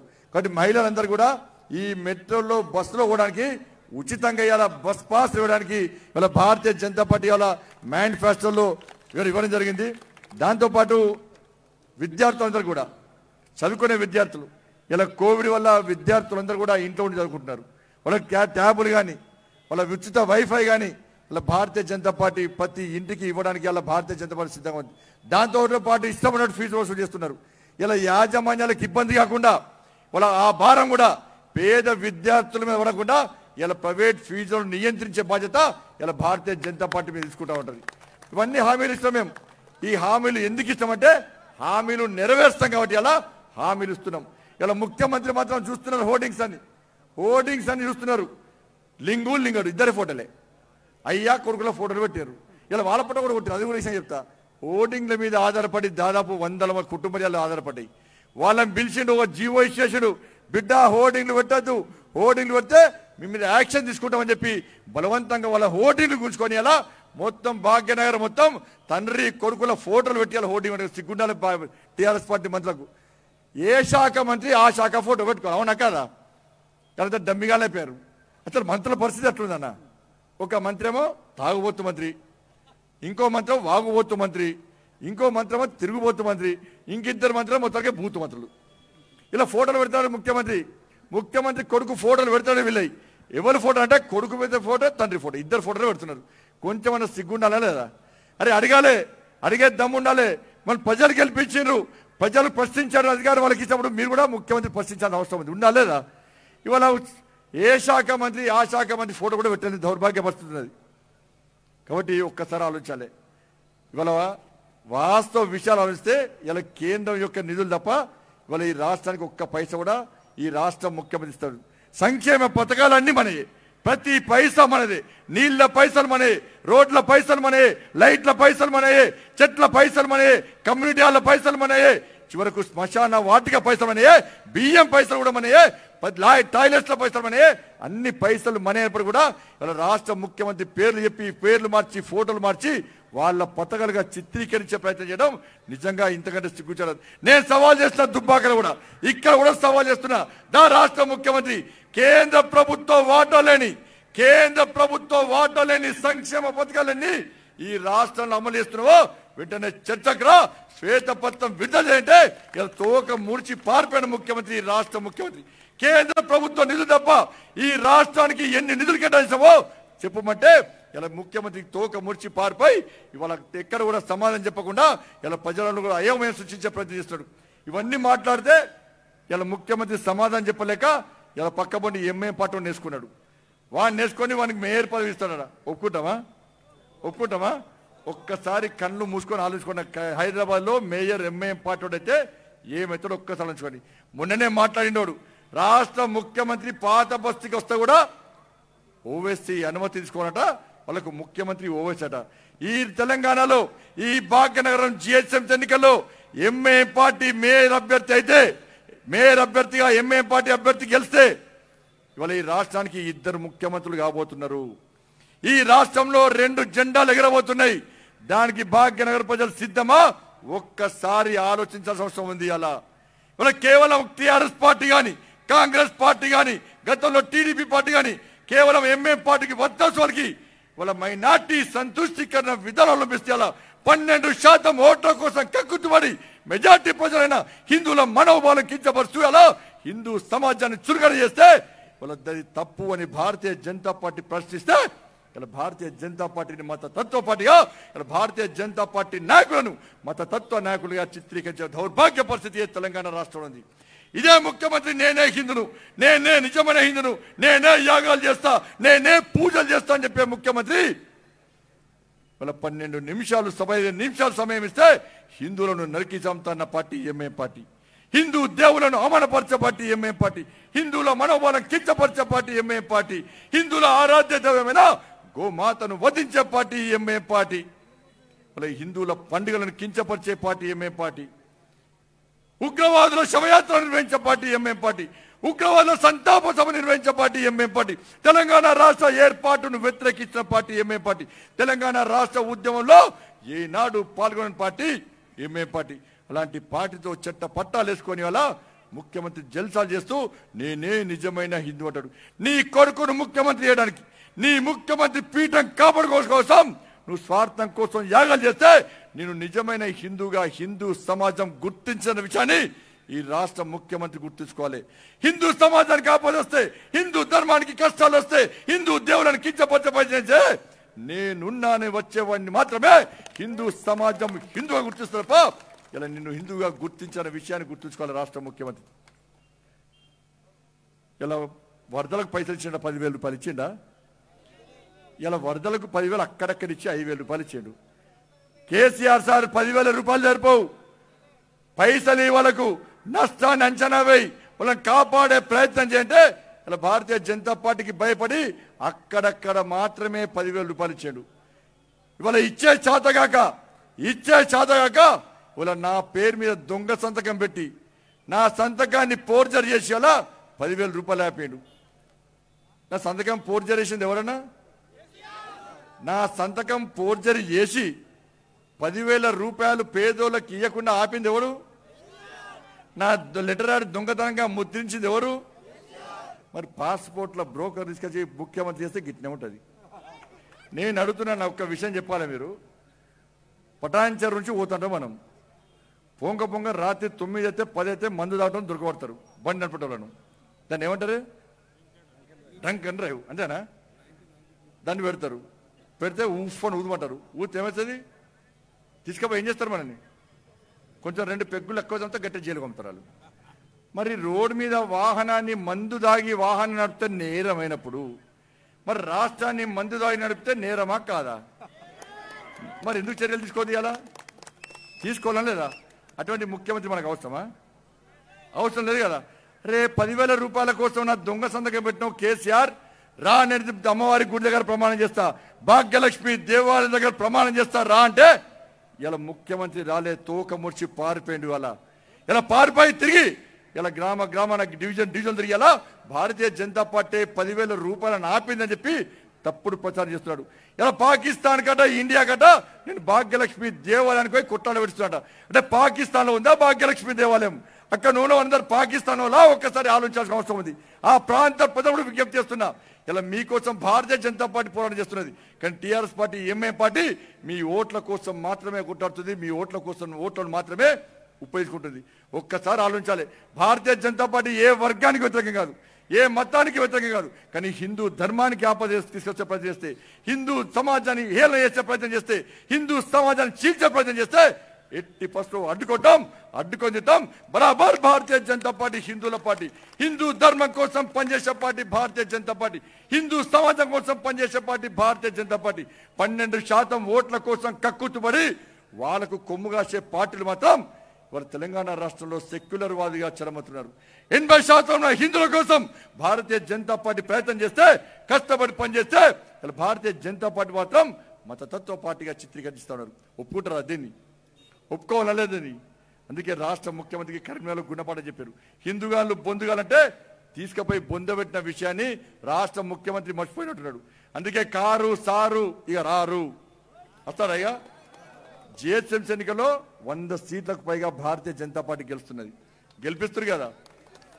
ఇది తెలిసిన రాష్ట్ర ముఖ్యమంత్రికి డప్పులు కొడుతున్నాయి. మళ్ళీ కొత్త దుకాణాన్ని స్టార్ట్ చేశాడు. ఒక రాష్ట్ర ముఖ్యమంత్రి పత్రికలకు విడుదల చేసిన స్టేట్మెంట్ ఏందట అంటే, భాగ్యనగర్లో జిహెచ్ఎంసీ ఎన్నికల సందర్భంగానట కొంతమంది మత విద్వేషాలు రగిలించి ఎన్నికలను వాయిదా వేసే ప్రయత్నం చేస్తున్నారట. పక్కా సమాచారం రాష్ట్ర ముఖ్యమంత్రి దగ్గర ఉందట. కొంచెం సిగ్గుండాల రాష్ట్ర ముఖ్యమంత్రికి. ఆయనే ముఖ్యమంత్రి, ఆయన దగ్గర పక్కా సమాచారం ఉన్నప్పుడు ఆ వ్యక్తులను తీసుకొచ్చి ఎందుకు అరెస్టు చేయలేకపోతుండు? చేయాలనలేదా? మరి ముఖ్యమంత్రికి చాతనైతలేదా? ముఖ్యమంత్రికి అంటే రాష్ట్ర ముఖ్యమంత్రి గొడవలు కాకుండా చూడాల్సిన ముఖ్యమంత్రి గొడవలు చేయించి గొడవలు అయినాక ఆ వ్యక్తిని అరెస్ట్ చేస్తాడా? మళ్ళీ పోలీస్ ఆఫీసర్లు ప్రెస్ మీట్ పెట్టారు. వాళ్ళే పోలీస్ అధికారులు ప్రెస్ మీట్ పెట్టారు. ముఖ్యమంత్రి ఏది రాసిస్తే కొంతమంది పోలీస్ అధికారులు అదే చదువుతున్నారు. నిన్న ముఖ్యమంత్రికి ఎదురు అలా పోలీస్ అధికారులు వార్నింగ్ ఇస్తున్నారు. ఏందట అంటే వాళ్ళ దగ్గర పక్కా సమాచారం ఉందట. మరి ముఖ్యమంత్రి గారి సమాచారం ఉంది, మీ దగ్గర సమాచారం ఉంది. పక్కా సమాచారం ఉన్నప్పుడు మీరు ఎందుకు అరెస్ట్ చేస్తలేరు? ఎందుకు ఈ విధ్వంసాలను మత కలవలను ఆపడానికి ప్రయత్నం చేస్తలేరు? ఎప్పుడు అరెస్ట్ చేస్తారు వాళ్ళను? చేసేదెవరు? చేయించేదెవరు? ఎందుకు అరెస్ట్ చేస్తలేరో రాష్ట్ర ముఖ్యమంత్రి స్పష్టం చేయాలి. ముఖ్యమంత్రికి కొమ్ము కాసే కొంతమంది పోలీస్ అధికారులు స్పష్టం చేయాల్సిన అవసరం ఉంది. ఇలా ఒక పథక ప్రకారం ఇలా ఓటర్లందరూ ఐక్యతగా ఉండాలా. ఎట్టి పరిస్థితుల్లో ఓట్లు వేయడానికి సిద్ధమని కొట్టాలా. సామాన్య ఓటర్లు ఓటింగ్కు రాకుండా ఒక భయానక వాతావరణం సృష్టించడానికి ఎలా ముఖ్యమంత్రి పన్నాగం ఈ రేపు ఎల్లుండి 3 రోజుల పాటు కేంద్ర నాయకులు, జాతీయ నాయకులు, భారతీయ జనతా పార్టీ నాయకులు ఇలా హైదరాబాద్ లో పర్యటించే అవకాశం ఉంది. ఒకటి అలా వాళ్ళు పర్యటించకుండా ఉండడానికి ఈ రాష్ట్రంలో, ఈ భాగ్యనగరంలో, తెలంగాణ రాష్ట్రంలో ఈ రాష్ట్ర ముఖ్యమంత్రి స్వయంగా మత విద్వేషాలు రగిలించడానికి పథకం పండిన విషయాన్ని ఈ సందర్భంగా నేను తెలియజేస్తున్నాను. నేను పోలీస్ అధికారులను చేస్తున్నా. ప్రభుత్వం ఇలా ఉంటుంది పోతుంది, కానీ ప్రభుత్వాన్ని కొమ్ముగాసేలా ప్రజాస్వామ్యాన్ని అపహాస్యం చేసే విధంగా పోలీస్ అధికారులు వ్యవహరిస్తే అదే శాంతి భద్రత సమస్యగా ఉత్పన్నమయ్యే ప్రమాదం ఉందన్న విషయాన్ని ఒక్కసారి పోలీస్ అధికారులు కూర్చుంటారు. శాంతి భద్రతను కాపాడాల్సిన పోలీసులే వాళ్ళ శాంతి భద్రతకు విఘాతం కలిసే విధంగా వివరించడం నిజంగా ఇంతకంటే సిగ్గుచెడి. అరెస్ట్ చేయండి. ఇలా ఎవరు మత విద్వేషాలు కోరుతున్నారు, ఎవరు మీ పక్కా సమాచారం ఏంది, దానికి సంబంధించిన రహస్యమైందో ఇలా బహిష్కరణ చేయాల్సిన అవసరం ఇలా పోలీస్ అధికారం ఉంది. ఇలా ఓట్లు ఏమని చెప్తారా మీరు? ఎవడో గొడవలు చేస్తారని చెప్పి ఒక భయానక వాతావరణం సృష్టించి సామాన్య ప్రజలు, పేద ప్రజలు ఓటింగ్కి రాకుండా అడ్డుకునే ప్రయత్నం చేస్తారా? వాళ్ళు ఎంతమంది నమ్మిన ఈ డ్యూటీ కోసము అనేక మంది పోలీస్ సిబ్బంది వల్ల నక్సలైట్ల చేతిలో, టెర్రరిస్టుల చేతిలో ఇలా బలిదానమై పైన చూస్తున్నారు. ఈ అధికారం చూసి, అధికారం ఉన్నటువంటి పార్టీకి కొమ్ము కాసినటువంటి పోలీస్ అధికారం చూసి ఎలా ఆత్మ బలిదానం చేసినటువంటి ఆ పోలీస్ సమరులు సిగ్గుతో తలవంచుకుంటారు. దీనికోసమైనా మేము ఆత్మ బలిదానం చేసింది, దీనికోసమైనా డ్యూటీలో చనిపోయింది, ఈ అధికారులకు దింత కొమ్ము కాస్తారా అని చెప్పి వాళ్ళ ఆత్మలు ఘోషిస్తూ ఉన్నాయి. ఒక్కసారి పోలీస్ అధికారులు గుర్తుంచుకోవాలి. 1992లో ఇదే భాగ్యనగర్ నడిబొడ్డున కృష్ణప్రసాద్ ఐపీఎస్ ను ఈ టెర్రరిస్టు హత్యమార్చే సంఘటనను ఒక్కసారి ఇప్పుడు ప్రభుత్వానికి కొమ్ముగాస్తున్నటువంటి అధికారులు ఒక్కసారి గుర్తుంచుకోవాలి. ఎవరి కోసం కృష్ణప్రసాద్ త్యాగం చేసిండు? ఈ దేశం కోసం, ఈ సమాజం కోసం, ఈ దేశ ప్రజల కోసం. ఇలా ఐపీఎస్ కృష్ణప్రసాద్ ఆత్మ బలిదానం చేస్తే కనీసం ఆయన గొప్ప వ్యక్తిని స్మరించుకోలేని దౌర్భాగ్య పరిస్థితిలో ఇలా పోలీస్ ఆఫీసర్లు ఉంటే ఇలా అదే రోహింగ్యాలను, అదే పాకిస్తాన్ నుంచి, బంగ్లాదేశ్ నుంచి, ఆఫ్ఘనిస్తాన్ నుంచి అనేక మంది వలసవాదులు వచ్చి అక్రమంగా హైదరాబాద్ పాత బస్తులో నివాసం ఉంటే వాళ్ళని గుర్తించి పంపించండి అంటే వాళ్ళ నా మీద మతత్వం పేరుతో వాళ్ళ అబండాలు వేసే ప్రయత్నం చేస్తారు. ఎస్, బరాబర్ చేస్తాం.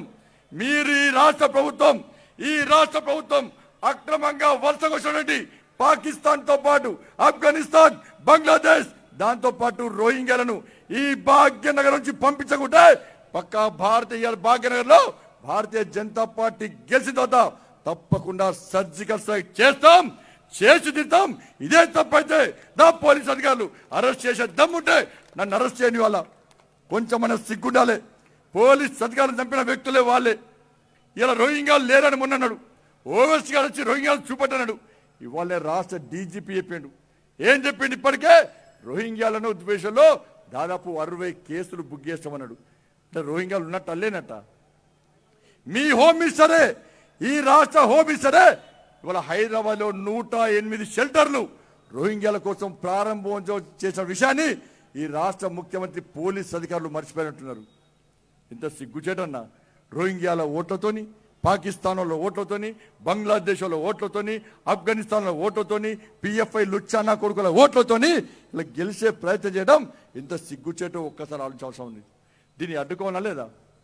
వ్యతిరేకించాలా లేదా? సర్జికల్ స్ట్రైక్ జరగాలనా లేదా? ఒక్కసారి ఎప్పుడన్నా జరగాలా లేదా?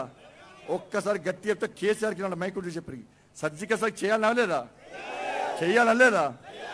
ఇవన్నీ మాట్లాడుతాడ. నేట యువకులను రెచ్చగొడుతున్నాట. దుబ్బాకలో గిదే చేసిన ముఖ్యమంత్రి. ఒక మంత్రి అన్నాడు, రబ్బర్ చెప్పులు, జీన్ ప్యాంటు, టీ షర్ట్ కావాలతో ఏమవుతుంది అన్నాడు. ఏం చేసిర్రు? కార్యాలయ ఫంక్షన్ ఎక్కడ అన్న? ఇలా భాగ్యనగరంలో అదే జరుగుతున్నది. యువకులు రెచ్చగొడితే రెచ్చిపోటలు కాదు బిడ్డ. ఏ యువకుల యొక్క ఆత్మ బలిదాన ఫలితంగా తెలంగాణ రాష్ట్రాన్ని సాధించుకున్నామో ఆ యువకుల రక్తపు మడుగుల్లో రాజ్యం వెళ్తున్న నీ గడిలను బద్దలు కొట్టడానికి, నీ అహంకారం దించడానికి, నీ స్వార్థ పూర్త రాజకీయాలకు సమాధి కట్టడానికి ఇలా అదే యువకులు కాశాపు జెండా పట్టుకొని భారత్ మాతాకి జై అంటూ, వందే మాతరం అంటూ, జై శ్రీరామ్ అంటూ గర్జిస్తూ గాండ్రిస్తూ వాళ్ళు సిద్ధమై ఈ భాగ్యనగరంలో రంగుల జెండాలకు స్థానం లేదు. కేవలం కాషాయ జెండా మాత్రమే ఈ జేఎస్ఎంసీ కిల మీద రెప్పలాడాలని చెప్పి భావిస్తున్న యువకులారా, ఈ రాష్ట్ర ముఖ్యమంత్రి యొక్క మాటలు నమ్మకండి. ఫేస్బుక్ లో పేరుతోని వేరే రకంగా యువకులను బెదిరించేలా, కౌన్సిలింగ్ పేరుతోని యువకుల తల్లిదండ్రులను పిలిపించేలా బెదిరించే ప్రయత్నం. సిగ్గుండాలే రాష్ట్ర ముఖ్యమంత్రికి. నువ్వు కనుక ఉద్యోగాలు ఇచ్చినట్టయితే, ఇంటికో ఉద్యోగం ఇచ్చినట్టయితే, నిరుద్యోగ వృత్తి ఇచ్చినట్టయితే ఇలా భారతీయ జనతా పార్టీ కార్యకర్తలతో పాటు ఏ యువకుడు కూడా ఉద్యమాల్లో పాల్గొనడు. నీ నిర్వాహకం వల్లనే, నీ చేతగతం వల్లనే, నువ్వు ఇచ్చిన హామీని నిలబెట్టుకోకపోవడం వల్లనే నీకు వ్యతిరేకంగా వాళ్ళ లక్ష్యం కోసం, వాళ్ళ ఉద్యోగాల కోసం, వాళ్ళ నిరుద్యోగ బుద్ధి కోసం వాళ్ళ విద్యార్థులందరూ కూడా ఉద్యమాలు చేస్తున్న విషయాన్ని రాష్ట్ర ముఖ్యమంత్రి గుర్తుంచుకోవాలి. వాళ్ళన్నీ మాట్లాడితే భారతీయ జనతా పార్టీని ఏదో రకంగా మోసం చేసి అడ్డదారిలో ఎన్నికల్లో గెలిచే ప్రయత్నం రాష్ట్ర ముఖ్యమంత్రి చేస్తున్నాడు. సర్జికల్ స్ట్రైక్ పేరుతోని మొత్తం భూతత్వం చూపెట్టి వల్ల భారతీయ జనతా పార్టీ నాయకుడు బండి సంజయ్ సర్జికల్ స్ట్రైక్ చేసి హైదరాబాద్ లో శాంతి భద్రత సమస్య చేస్తారు. తీసుకురామా శాంతి భద్రత సమస్య కోసం అన్న?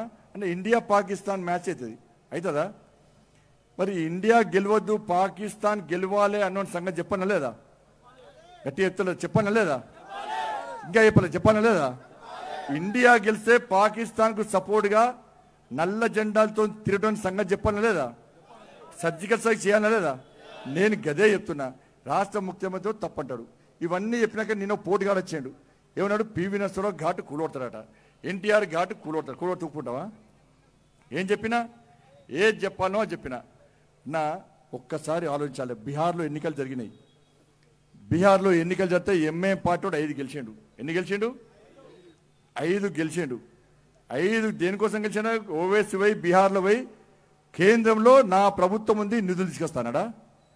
తెలంగాణ రాష్ట్రంలో ఎంఏ ప్రభుత్వం ఉంది నిధులు తీసుకొస్తానడా? ఇంటికో ఉద్యోగం ఇస్తానడా? ఇస్తాడు. ఇంటికో ఉద్యోగం, నిరుద్యోగ వృత్తి ఇస్తానడా? డబుల్ బెడ్రూమ్ ఇస్తానడా? స్పెషల్ స్టేటస్ ఇస్తానడా? ప్రత్యేక ప్యాకేజ్ ఇస్తాడా? కానీ ఎందుకు గెలిచిండు వాళ్ళ? ఎవరి వల్ల గెలిచిండు? 12% ఉన్నోడు ఓటు బ్యాంక్ మారి 5గురు గెలిస్తే ఈ భాగ్యనగరంలో 80% ఉన్న మనం ఒక్కటైతే 80% ఉన్న మనం ఒకటైతే ఈ హైదరాబాద్ లో 150 సీట్లు గెలుస్తావా గెలవద్దా ఒక్కసారి మీరు ఆలోచించాల్సిన అవసరం ఉంది. అందుకే కులాల పేరుతో, వర్గాల పేరుతో, వర్ణాల పేరుతో, సంస్థల పేరుతో, సంఘాల పేరుతో హిందూ సమాజాన్ని చీల్చే ప్రయత్నం టీఆర్ఎస్ పార్టీ, ఎంఎం పార్టీ చేస్తుంది. ఓడియాల మీరందరూ ఓట్ బ్యాంక్ మారండి, ఒక్క దిక్కు ఓట్లేయండి. గంప గుత్తగా ఓట్లేస్తే వాళ్ళ 80% భారతీయ జనతా పార్టీ ఇలా ఎంఏం పార్టీ మేయర్ గెలవకుండా ఇలా భారతీయ జనతా పార్టీ అభ్యర్థి ఇలా మేయరై మీకు సేవ చేయడానికి సిద్ధంగా ఉన్న విషయాన్ని గుర్తుంచుకోండి. ఒక్కసారి ఆలోచించండి. ఎంఏం పార్టీ మేయర్ అభ్యర్థి అయితే, ఎంఏం పార్టీ అభ్యర్థి మేయర్ అయితే వాళ్ళ హైదరాబాద్ లో ఏం జరగబోతుందో ఆలోచించండి. గతంలోనే అన్నారు హిందూ సమాజాన్ని అనేక సందర్భాల్లో చురుకం చేసిండు. ఇలా వారానికో దేవుడు, వారానికో పండుగ, రోజుకో దేవుడు అని చెప్పి అలా మనల్ని అవనపరిచాడు. పక్క రోజుకో దేవుడైనా దైవంతో పూజిస్తాం, భక్తితో పూజిస్తాం. వారానికో పండుగ అయినా కూడా ఇలా భక్తియుత ధార్మిక వాతావరణంలో ఇలా పండుగలు ఇస్తాం. ఏ వారం ఇవాళ? ఇవాళ ఏ వారం? ఏ వారం? ఇలా ఏ దేవుని భక్తం? రేపేం వారం? ఏ దేవుని భక్తం? ఎల్లుండే వారం ఏ దేవుని భక్తం? నెక్స్ట్ ఏ వారం ఏ దేవుని భక్తం? గట్టేపురాణ ఏ నెక్స్ట్ ఏ వారం? సోమవారం ఏ దేవుని భక్తం? మంగళవారం ఏ దేవుని భక్తం? బుధవారం ఏ దేవుని భక్తం? మొక్కిన లేదా?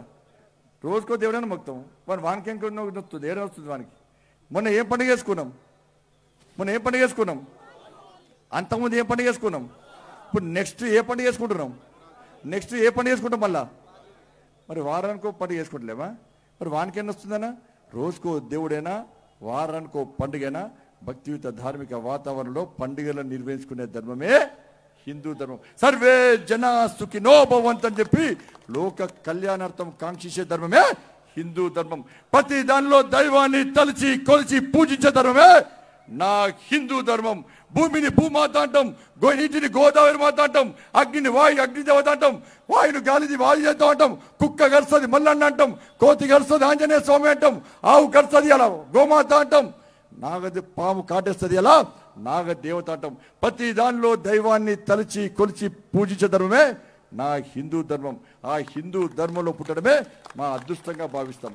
కానీ హిందూ ధర్మం దేన్ని కించపరచదు, ఏ వర్గాన్ని కించపరచదు, ఏ మతాన్ని కించపరచదు, ఎవరికి వ్యతిరేకమదు. కానీ హిందూ ధర్మానికి వ్యతిరేకంగా సంవత్సరం అదే స్థాయిలో అడ్డుకొని తీరేవాడే నిజమైన హిందూగా హిందూ సమాజం గుర్తిస్తుంది. అందుకే సోదరులారా, కేవలం 4 రోజులు మాత్రమే ఉన్నది. 4 రోజుల సమయాన్ని మాకు ఇవ్వండి. 5 సంవత్సరాలు ఈ భాగ్యనగరాన్ని అభివృద్ధి చేసే బాధ్యతను ఇలా భారతీయ జనతా పార్టీ తీసుకుంటుంది. భాగ్యనగర్ ప్రజలకు అభివృద్ధితో పాటు ఆత్మ గౌరవం ముఖ్యం. ఆత్మ గౌరవం కోసం కొట్టాడతారు, అభివృద్ధి కోసం కొట్టాడే ప్రజలే భాగ్యనగర్ ప్రజలు. ఇవాళ పవిత్రమైన రోజు, ఇవాళ బాబాసాహెబ్ అంబేద్కర్ ఇవాళ రాజ్యాంగాన్ని నిర్మించిన రోజు, ఇలా మంచి పవిత్ర రోజు. ఇది భారతీయ జనతా పార్టీ నేతృత్వంలోని ఎన్డీఏ ప్రభుత్వం, నరేంద్ర మోడీ గారి ప్రభుత్వం ఇలా రాజ్యాంగ దినోత్సవంగా 2015లో ప్రకటిస్తే ఇలా దేశవ్యాప్తంగా ఒక పండుగ వాతావరణం. కానీ రాష్ట్ర ముఖ్యమంత్రి మాత్రం ఇలా గడియలు దాటి బయటికి రాలే. అంబేద్కర్ గారు జయంతికి రాడు, అంబేద్కర్ గారి వర్ధంతికి రాడు, రాజ్యాంగ దినోత్సవానికి రాడు. ఎందుకంటే పేదోళ్ళు కదా, పేదోళ్ళు ఉంటే రాష్ట్ర ముఖ్యమంత్రికి అవసరం లేదు. మన వరదల సందర్భంగా పేదోళ్ళు ఇబ్బంది పడ్డారు. భాగ్యనగరంలో ఇబ్బంది వస్తే భాగ్యనగరంలో ఉన్న ముఖ్యమంత్రి ఇలా గడియలు దాటి బయటికి రాలే. కోవిడ్ సందర్భంగా ఈ భాగ్యనగరంలో పేదోళ్ళు ఇబ్బంది పడితే భాగ్యనగరంలో ఉన్న ముఖ్యమంత్రి వాళ్ళ గడియలు దాటి బయటికి రాలే. ఇలా కొండగట్టులో పేదలు బస్సు ప్రమాదాలు మరణిస్తే ముఖ్యమంత్రి రాలే. ఇంటర్మీడియట్ విద్యార్థులు చనిపోతే ముఖ్యమంత్రి రాలే. ఆర్టీసీ కార్మికులు చనిపోతే ముఖ్యమంత్రి రాలే. మొన్న వరదల సందర్భంగా ముఖ్యమంత్రి రాలే. మనకు ఆపద వస్తే, కష్టం వస్తే రాని ముఖ్యమంత్రి మనకు అవసరమా? ఒక్కసారి ఆలోచించండి. దాంతోపాటు వాళ్ళ 12 ఏళ్ల క్రితం వాళ్ళ ముంబై అటాక్లో దాదాపు 175 మంది చనిపోవడం జరిగింది. దాదాపు 300 మంది వాళ్ళ గాయాల పాలయ్యారు. వాళ్ళ గురించి కూడా ముఖ్యమంత్రి స్మరించుకోనా లేదా? ఇలా ముంబై అటాక్ గురించి మాట్లాడితే కూడా ఒక వర్గం ఓట్లు అని చెప్పి భావించే దౌర్భాగ్యపు దగులుబాజీ ముఖ్యమంత్రి రాష్ట్ర ముఖ్యమంత్రి. అందుకే సోదరులారా, అన్ని సమస్యలను పరిష్కరించే బాధ్యత భారతీయ జనతా పార్టీ. ఇలా భాగ్యనగరంలో ప్రశాంతమైన వాతావరణంలో ఇలా ప్రజలు జీవించే విధంగా అన్ని అభివృద్ధి చేస్తూ ఇలా భాగ్యనగరాన్ని ఒక విశ్వ నగరంగా మార్చేలా అభివృద్ధి చెందేటువంటి నగరంగా ఇలా కేంద్రం ద్వారా నిధులు తీసుకొచ్చి ఇలా అభివృద్ధి చేసే బాధ్యత భారతీయ జనతా పార్టీ. అందుకే మీరందరూ కూడా కేవలం 4 రోజులు కష్టపడండి. 5 సంవత్సరాలు ఈ భాగ్యనగరానికి రక్షణ కవచంగా భారతీయ జనతా పార్టీ ఉంటుందన్న విషయాన్ని మీకు స్పష్టం చేస్తూ దయచేసి కష్టపడి పనిచేయండి. కేవలం బహిరంగ సభ ద్వారా మనం ఓటు గెలపలేం. 5 రోజుల పాటు టీఆర్ఎస్ పార్టీ అడ్డగోలుగా పైసలు వంచే ప్రయత్నం చేస్తున్నది. పక్క పైసలు తీసుకోండి, పైసలు మనయే, కానీ ఓటు మాత్రం అమ్ముకోకండి. పటాన్చెరులో ముఖ్యంగా భాగ్యనగర్ ప్రజల్లో నియతున్నది, నిజాయితీన్నది. ఓటు మాత్రం అమ్ముకోవాలనే నమ్మకం వాళ్ళ తెలంగాణ రాష్ట్రానికి తెలవాలంటే వాళ్ళు తప్పకుండా భారతీయ జనతా పార్టీకి ఓటేసి భారీ మెజార్టీతో మా తమ్ముడు ఆశీస్ను, అదేవిధంగా మా గోదావరి అమ్మను తప్పకుండా భారీ మెజార్టీతో గెలిపించాలని చెప్పి మీ అందరికీ విజ్ఞప్తి చేస్తూ, నర్సింగ్ గౌడ్ ఇప్పుడు మా తమ్ముడు పాదయాత్ర చేసి తిరిగి వచ్చాడు. నర్సింగ్ గౌడ్ ఈ 3 అభ్యర్థులను భారీ మెజార్టీతో గెలిపించాలని చెప్పి మీ అందరికీ విజ్ఞప్తి చేస్తూ తప్పకుండా గెలిపిస్తారు కదా పక్కా. మీరు గెలిపించాక ఉత్సవం ఏదో తెలుసా, విజయోత్సవం పక్కా వస్తారు కదా అందరూ. చలో మీ అందరు కలిసి అందరు 3 అభ్యర్థులు గెలిపేది, 3 అభ్యర్థులు తీసుకొని అలా భాగ్యలక్ష్మి దేవదారు పక్కా గెలిపిస్తారు కదా. భారత్ మాతాకి జై శ్రీరామ్, జై శ్రీరామ్.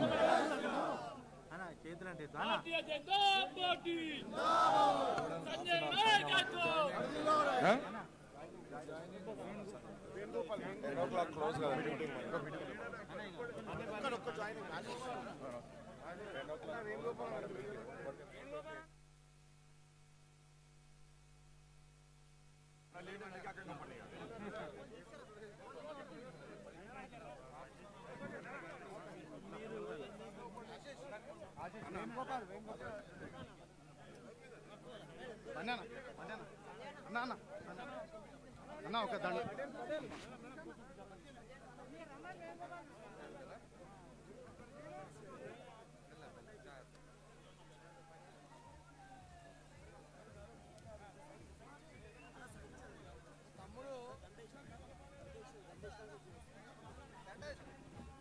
వేణుగోపాల్ అన్న నవీన్ వినయ్ కొంచెం మన ఎంకల్ది దంటుంది.